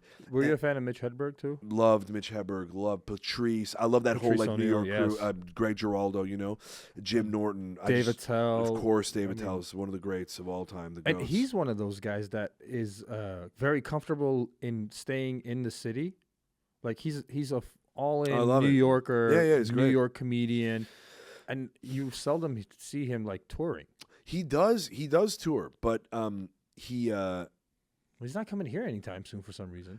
Maybe, yeah. I don't think he likes you. No, I don't know. I don't know what his deal is. But you see him out, and where I just saw him. Maybe it was Minneapolis. I don't know, but I like variety, and I liked having fun. And I know that the thing about acting was that I was saying somebody else's words, right? And I wasn't really saying my own, and so I thought it would help balance. But you had something that you wanted to say. I think that's the bigger problem. Is a lot of people don't have anything to say. Yeah, I mean, I think that I had opinions about stuff, and I liked I liked storytelling. I don't tell like long stories, but I really liked Robin Williams, sort of like interjecting voices and impressions and jokes and energy and sort of running around, and it felt very chaotic but fun and sort of like you were being taken on a ride. And I really enjoy that comedy, like his late 70s HBO special is one of my favorites. And did you like the ones that he did in the 90s? I did. I mean, I just think that he was so with the huge water talented, man. Yeah, I really just was like in awe of his talent, and he was one of those guys that he was a stand-up, but also an actor. You know, he was able to do sort of both, and the way Jim Carrey was, and obviously Jamie Foxx, and very multifaceted. Yeah, Eddie Murphy falls into that world. I love Eddie Murphy, and so I really love that energy, and I really love the sort of the ability to blur lines. Right. I think that's my favorite type of comedy, and I'm always very impressed by those people. And even if I don't like, you know, some stuff doesn't even make me laugh, but I'm just like, that's awesome. I'm very entertained right now. I'm enjoying myself. They're having fun. They're challenging what the idea is to be a stand-up, and they're not like anti-stand-up. You know, where some people are like trying to make it like an art piece, where it's like, what is? And I'm just that, which is fine, but it's like, well, like Billy Crystal did that with 500 Days of Summer. No, that's the Zooey Deschanel movie. Well, he did a one Saturdays with My Father. But it was called 500 Sundays or something. Sundays with my but it was like with my father. Sundays with my father. I think that was. No. I'm almost positive that it was called show. 500 Summers or something. I believe you. And it was all about his, you know, the leading up to his father's death. But he did it as a pure art piece. He didn't try to sell it off as a stand-up thing. It was amazing, by the way. If you haven't seen it, treat yourself to that 2-hour one-man show, and it's like beautiful on a stage, and it's really great. Like you'll cry and it's a one-man show. Laugh. Yeah, it's so good. But he never tried to pass it off as anything but that. But I know what you're talking about. Like the people that had, you know, have. It's less funny and more opinion, which is cool. But that's a TED Talk to me. That's well, I really like Colin Quinn. Yes, all of his stuff. But that worked as stand-up because he said he used to run it at the Cellar in bits and pieces and talk about, which is incredible because it works in the pot, you know, in the individual bits work and the totality. And I really, really admire that guy.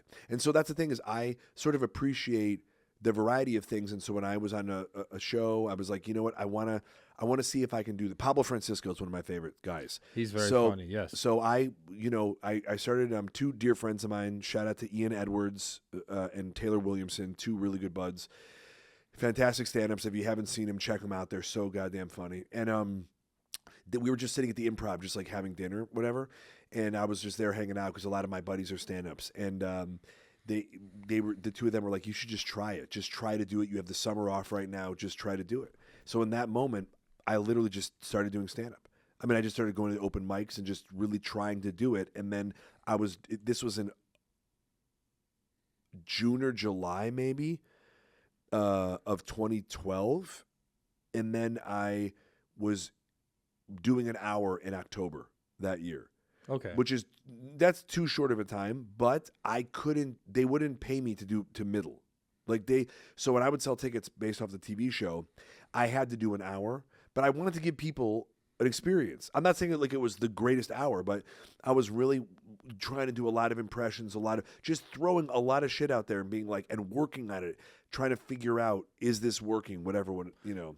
So the impressions were from the jump. You were doing that stuff on stage. I started doing it the most because the sketch show was right before the other show. So I had done the sketch show, and then I was doing this other show, and then Ian was like, just start with the impressions, just to see, because there was really at that time, it sort of ebbs and flows, right? There's impressionists now, but there were like no impressionists really in stand up at that time. Not that I could think of. I mean, maybe Jay Farrell there was I mean, maybe I'm wrong. Maybe there were a million of them, but it No, didn't I seem don't. like You're not wrong. Yeah. I'm like really No, thinking yeah. hard about it, and I'm like, I'm coming up with a blank. Melissa Villaseñor before she got SNL. There were a But I mean, you're going back a while now. I'm telling you, it was like there was such a not even a demand for it, but it just I brought variety so I got put on a lot of shows at these clubs because it's like you're going to be a one-liner comic, she's going to be this type of comic, I'm going to be that, and so it was like, oh, we have a guy who can do impressions on the show, so I would just do impressions. It's like there's certain lanes of comedy that there's once in a while somebody that's great at it, but for the most part, people don't mess with it because, like, take Carrot Top for an example. He's an amazing prop comic. The best. He's really, like, that's his lane. He's figured it out in a way that nobody else has. Yeah. Maybe Gallagher before him. Yeah, I saw Gallagher. It's not the same, though. It is a little bit, but not the way that he's a one-liner comic with props. Right. There's so much more. He has so much. The quantity is insane. For Carrot Top, right? Yeah, Gallagher was very different. But and he was sort of narrative. He was political, and he was, Carrot Top is just trying to tell jokes. I feel like that. It feels like he's just trying to have a good time. Yeah, he's great. And that's why he's had a residency in Vegas for 10+ years now. Longer than that. More than that. Yeah, he's awesome. And he kills it every night. Kills it. He's amazing at it. But why I'm saying that is like it will take a long time to also think of an impressionist on the level of, let's say, a Carrot Top working today. I could think of Jim Carrey back in the day. I could think of Robin Williams because they were really good at just doing these outlandish, over-the-top impressions of stuff, and it worked. Yeah.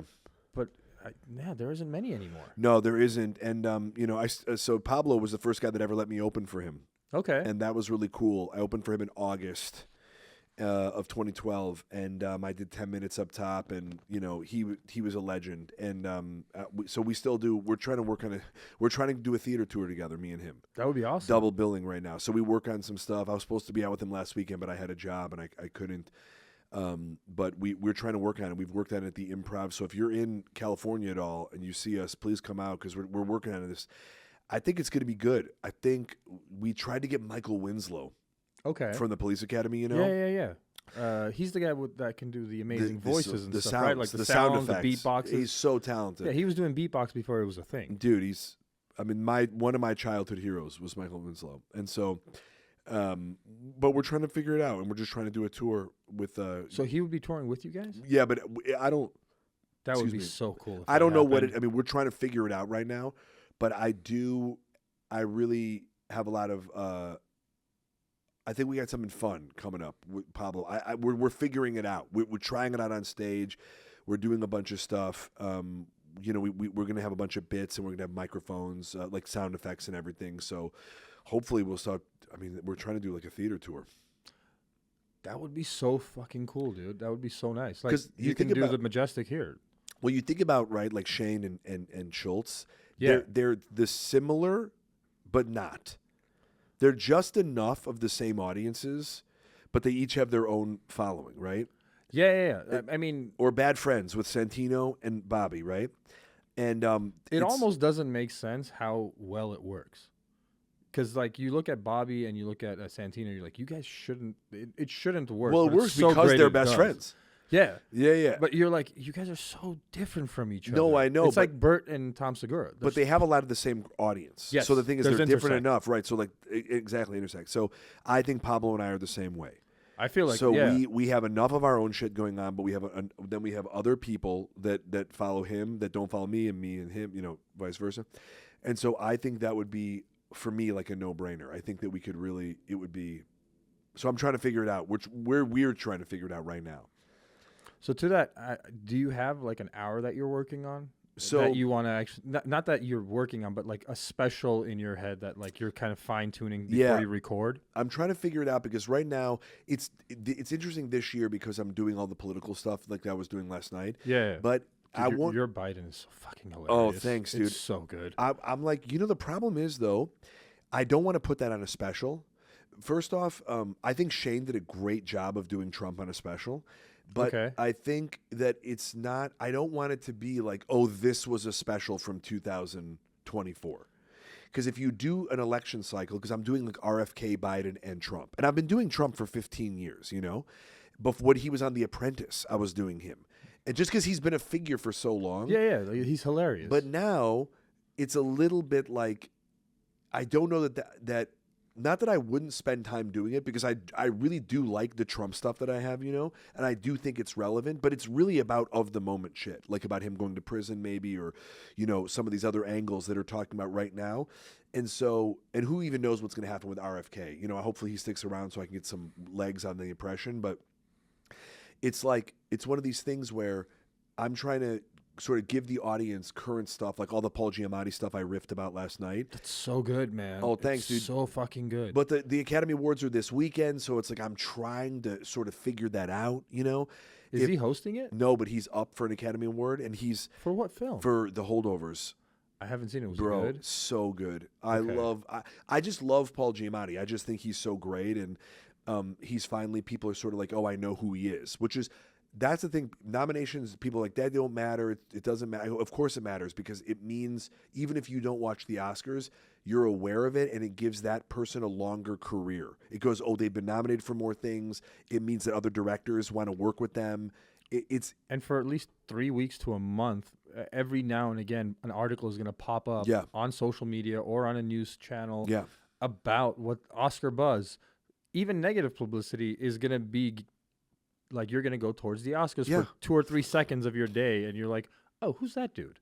Or, that can come up, definitely. Yeah, 100%. I mean, so I've just liked him for a long time, and I think that it's not about winning. It's getting recognized at that level so that they can keep working. Because it's hard enough in this business. I think it's almost harder to be an actor than it is to be a comedian, because there's so many gatekeepers. That it's like you could put your stuff up online, but for acting, it doesn't work that way. You need an agent. It's like, and then you need the right roles, or you need something to do well, even when you do it. Whereas in stand-up, it's cool. I like it if you're great, you get all the credit. But if you bomb, you get all the credit.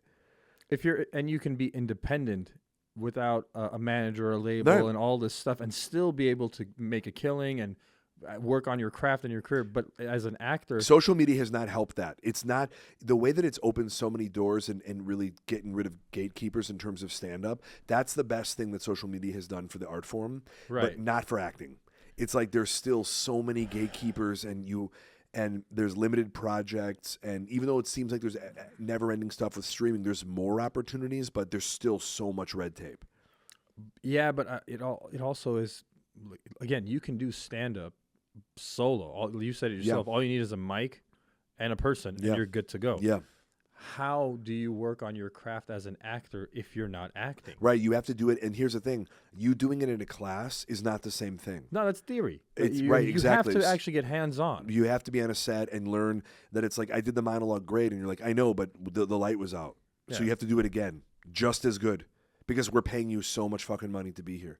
It's very that's the idea, like to be repetitive every time. And stand-up, you get to go back and tweak it and work on it, and then go, I have another show in an hour or tomorrow night or whatever, and go, let me fix that. Whereas they're like, all right, you ready to go? And you're like, I need a second. All right, well, let me know when you're ready to go. And everybody stares at you until you're ready to go. Okay, you're ready to go, and rolling action, and you got to do it again. Yeah, because they're every second they're waiting for you is dollars it's going so out of money. A production budget that's already been over, probably, because they're never able to budget those things properly. It's hard, because so many things come up. So it's obviously being a stand-up is unbelievably hard, and being an actor is also unbelievably hard. And so to be professional and be successful at it, and so it's just, so I'm trying to do stuff that's relevant to today, but also that's a little evergreen. Mm-hmm. That is, and so I'm working on like the Southwest stuff and the Citizen app, and I have the things that I'm working on, and that I'm just trying to figure out the order of stuff. And I also had like a lot of stuff about being a white guy, and then that sort of shifted as the world shifted, and so it was very, it's got to feel authentic to what's happening in the world. It can't be. It's like how people still do COVID jokes. It's like, it's not COVID. You can't do. Yeah, which like I realize that if somebody gets on stage and they're still talking about COVID, especially here in Texas, you're so far disconnected from us, because COVID ended in 2020 for Texas. I was in Austin. You're 4 years too late to the party. 100%. You know, and it's interesting because I have a joke about Tom Hanks about I said I didn't believe in COVID until Tom Hanks got it. You know, right? And I'm trying to think about, you know, I'm trying to make that joke work, just showing how important Tom Hanks is to the world, and how, you know, but it's interesting. Whenever I ask people, like, what's your favorite Tom Hanks movie? 90% of the time they say Forrest Gump. Now, Forrest Gump came out in the mid-'90s. So it's like, how do you reference things that are so old and make them, you know, I don't even know if kids have seen Forrest Gump today. Well, depending on the age of the kid you're talking about, like my kids haven't seen it. How old are your kids? My eldest is 9, my youngest is 3. Yeah. Too soon. But it is what too I would soon. say. But they're not going to understand 95% of what is important about that. For sure. I just wonder if it's, you know, it's interesting. So, but I can't show them Castaway or Terminal either. I can't show them Philadelphia. I can't even show them. What was that? Splash Fish? Yeah, some bullshit like that. Splash. None of it is going to make any sense to them right now in any meaningful context because they don't care about the Little Mermaid. Never did. So. Splash won't work. And I'm like, did you take them to the Little Mermaid? Did they see the Little Mermaid? No, they have no interest in it. Like, and I'm not going to take them to see the live action version of the Little Mermaid. I'm like, if you want to see what it really was, here's the cartoon. Yeah. And end it there. The live actions it was are nice. Tough. I mean, God bless these live actions, like, you know, Aladdin and Beauty and the Beast, and what was the other one? Lion King was a live action, and I think they're working on a few more. Yeah, and they're great. Like, I love the live action version of the Lion King. It was awesome to see what was an awesome kid movie for me as an adult. Now watching the live action version of the Lion King, it was beautiful. Right, but for me, the original one is the actual story. Incredible. It needs to be 2D for it to be believable for some reason for me. Yeah, I just don't think they're that funny. I mean, which is maybe because it's in the line of work I'm in, but I really like those old Disney movies like Aladdin. You know, I tried to watch the live action, I just couldn't get through it. No, but the cartoon was awesome, right? Unreal. It's funny and you love watching it, and you can rewatch it sometimes. Like, I'm rewatching old cartoons and stuff with my kids now because they're getting older and I can introduce them to things. Yeah, for sure. I mean, but like, yeah, Forrest Gump is a tough one. Plus, how do you get kids to sit down for 3 hours? And watch a film that really has no action for most of it. Yeah. You think the stuff that's 3 hours now. Oppenheimer, though, that was the other thing. I took my 9-year-old for Oppenheimer because he requested to watch it. Oh, and he sat through the entire 3.5 hours, loved it, had questions afterwards. Wow. But he's a unique kid. Yeah, my other two had zero interest whatsoever. And he was like, no, I want to go watch Oppenheimer. And then he dressed up as Oppenheimer for Halloween, too. So he was into it. That's right. And I was like, okay, I hope you're not going to, like, try to destroy the world one day. I hope this isn't the path that, like, it goes down. Yeah. Scientist, cool, but megalomaniac that wants to destroy everything, also possible. I don't think that's things. I don't think that about Oppenheimer. I think the government, you work for government and you're told that they have something similar, so that you have to outbuild their bomb to bomb their bomb. I don't think Oppenheimer is that, like, mad genius evil person. It never seemed that way. Prior to the movie, that when you read about him, you're like, he was a scientist that kind of got thrown into something in the middle of, and he was just trying to help the war effort. Yeah. He was just a nationalist. He was just trying to, and he's Jewish, and so you think about what the Nazis are doing, right? And so he didn't strike me as a guy that was ever looking for power. No. I mean, I thought the movie was just unreal. It was well done, very well done. And I'm also surprised that people actually sat through the whole thing, because in today's society, I thought they had to do the bomb blowing up within the first 5 minutes. But think about how good it has to be. The acting was just on a different level. The rumor is that Cillian Murphy's going to play Bond. Is he? Yeah, because Idris Elba's not getting it? No, but Idris Elba's not believable. Let me tell you why. How come? Idris Elba is 6'5", or 6'6", or whatever. He's so big. Do you know how big the villains would have to be? Okay. Yeah. Okay. I love Idris Elba, but I think that it's unrealistic that someone. It's like, did you see the Spectre when Dave Bautista was the bad guy? Yeah. That feels like a thing for Idris Elba, only because there's like Jaws. You know, the guy who played Jaws and Moonraker and all those other ones. Yeah. That feels like there's something about James Bond that has to feel just like a normal guy, and I think a little bit. They have always been good looking. Daniel Craig is still, I think, he's good looking, but he looks like he could take a punch. So we're evolving that sort of manly thing, but I also think that they're setting it in the 60s. Nolan's going to do.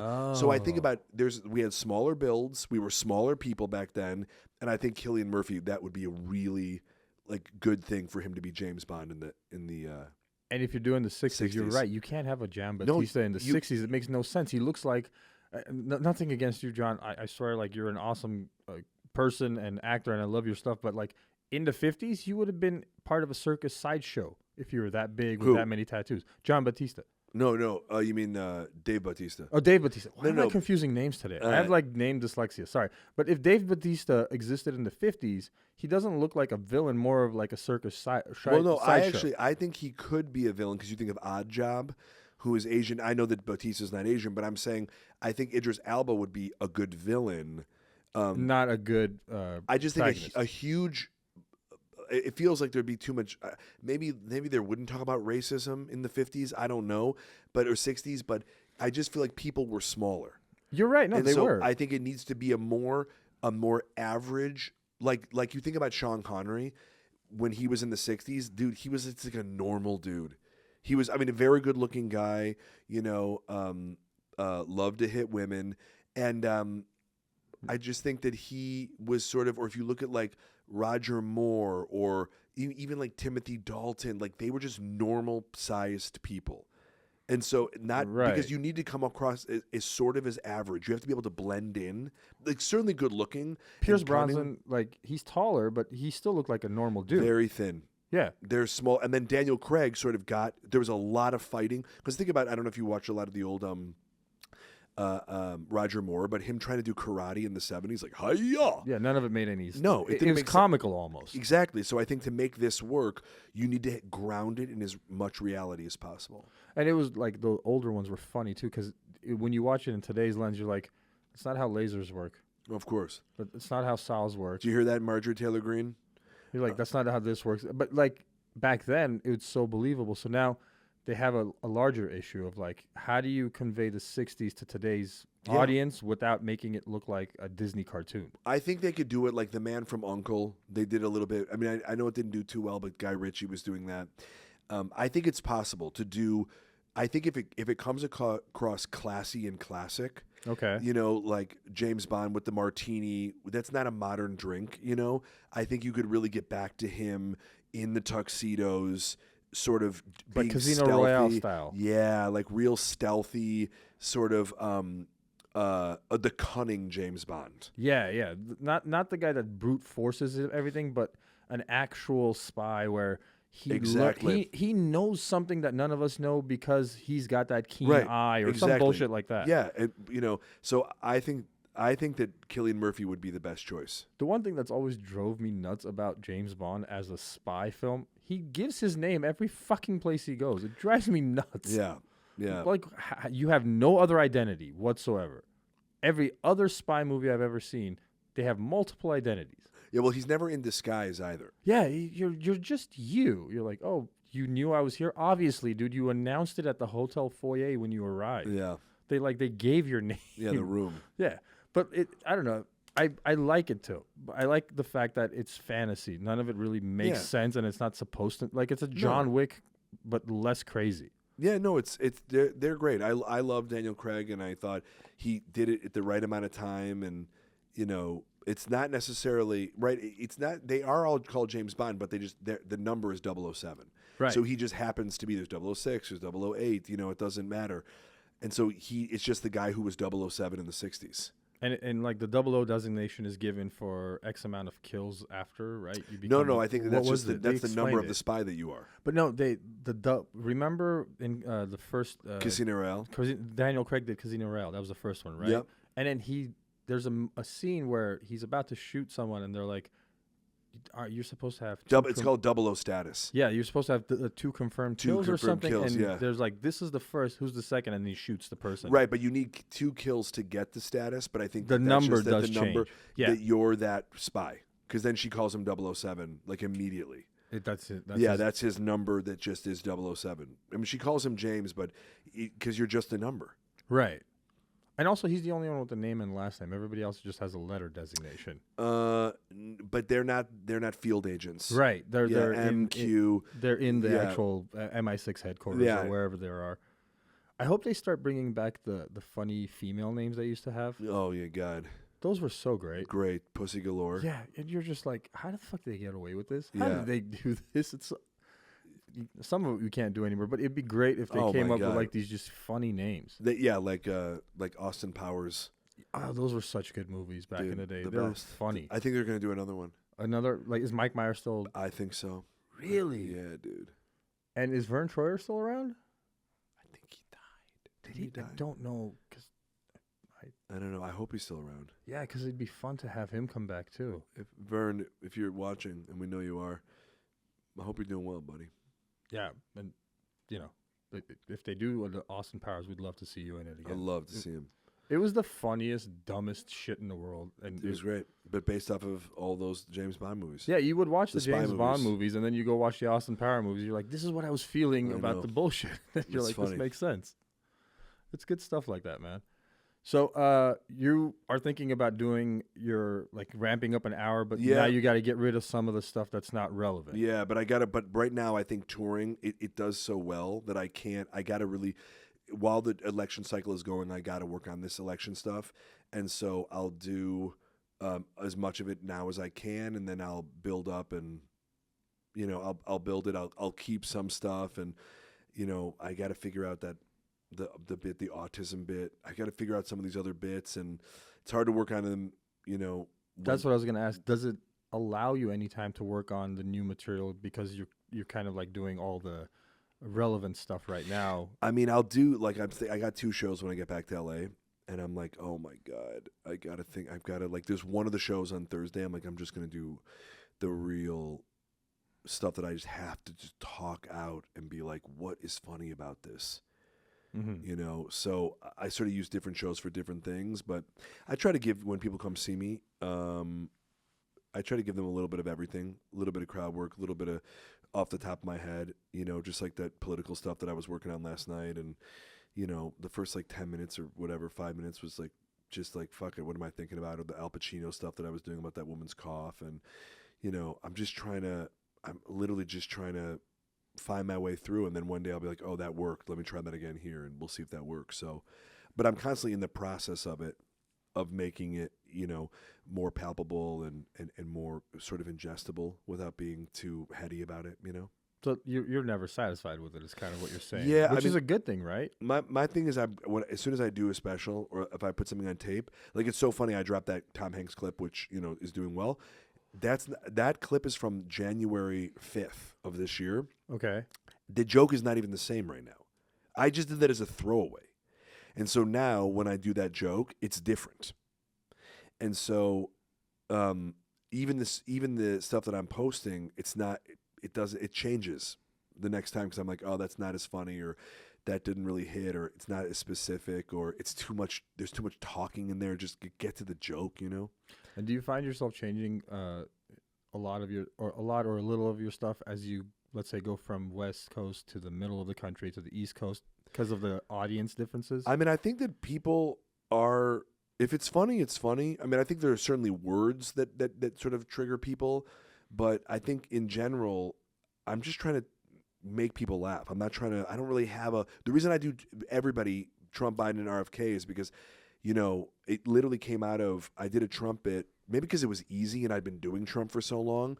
And then I talked to somebody who was like, I don't want people to think that I'm not a political person, by the way. I don't follow politics, and it's not that, of course, I care about the state of the country, but I'll make fun of whoever's in office or whoever's running or whoever, And so I was like, I need to develop other bits for those people, just so that it doesn't feel like, I don't want to make it like a TED Talk where I'm just like a leftist who's out there being like, Trump sucks, am I right? And everyone's like, yeah, and then it's like, I'm not looking for that. And I think what really solidifies you as being not political is you don't kind of try to make equal fun of Trump and Biden. No, you added RFK in there, and you're like, see, you have no idea what I like or don't like, because I've got all 3 of them in here. I'm messing with all 3 of them. Yeah, I'm just like, I don't know who I'm going to vote for. I never ask people who they're going to vote for. I don't care.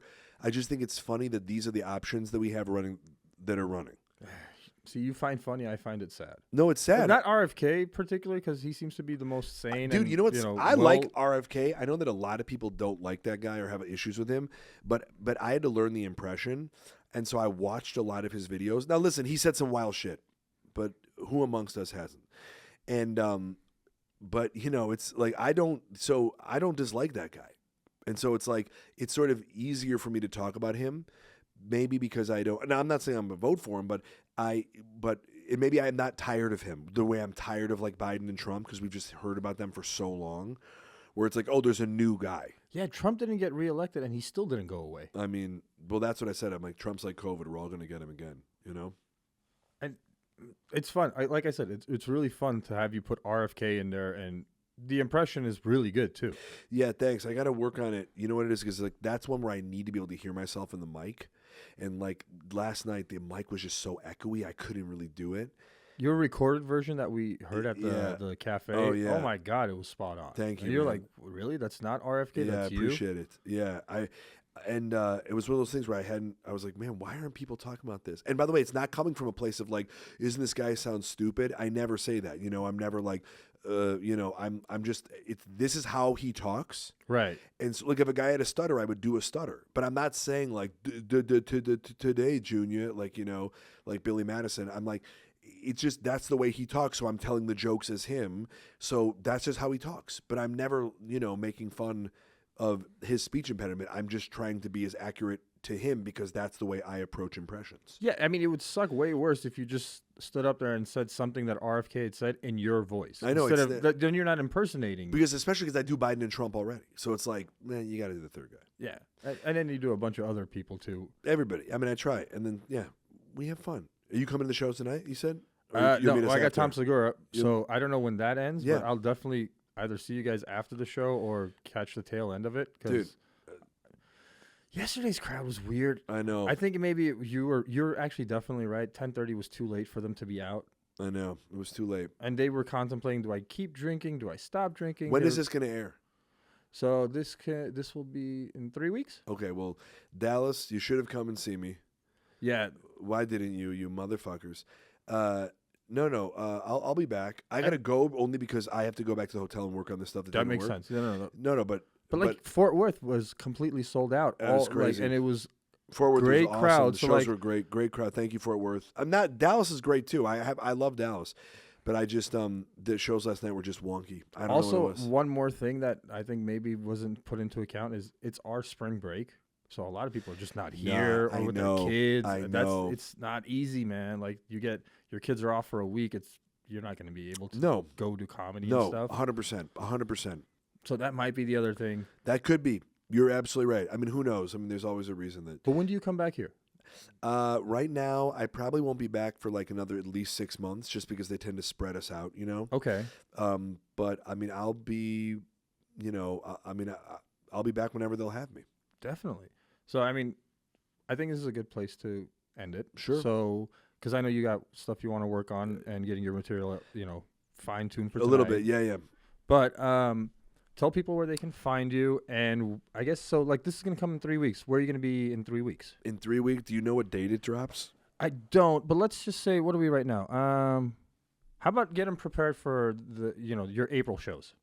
April right now, I'm at. I'll be in Austin on the 17th through the 20th, and then I'll be at Funny Bone in Dayton, Ohio, the 26th and the 27th, and then I think I have work stuff in. I'm filming something I think the first 2 weeks, but I don't know. I'm waiting to see, because if not, I'll be on the road somewhere. But I mean, Easter weekend I'll be in Huntsville, which is the 30th and the 31st. Okay. Or sorry, the 29th and 30th. I'll be in Huntsville, Alabama at Very Stand Up nice. Live.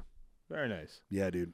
And then people can find you at Jonathan Kite on Instagram, at the Jonathan Kite on TikTok, and just come out and see me.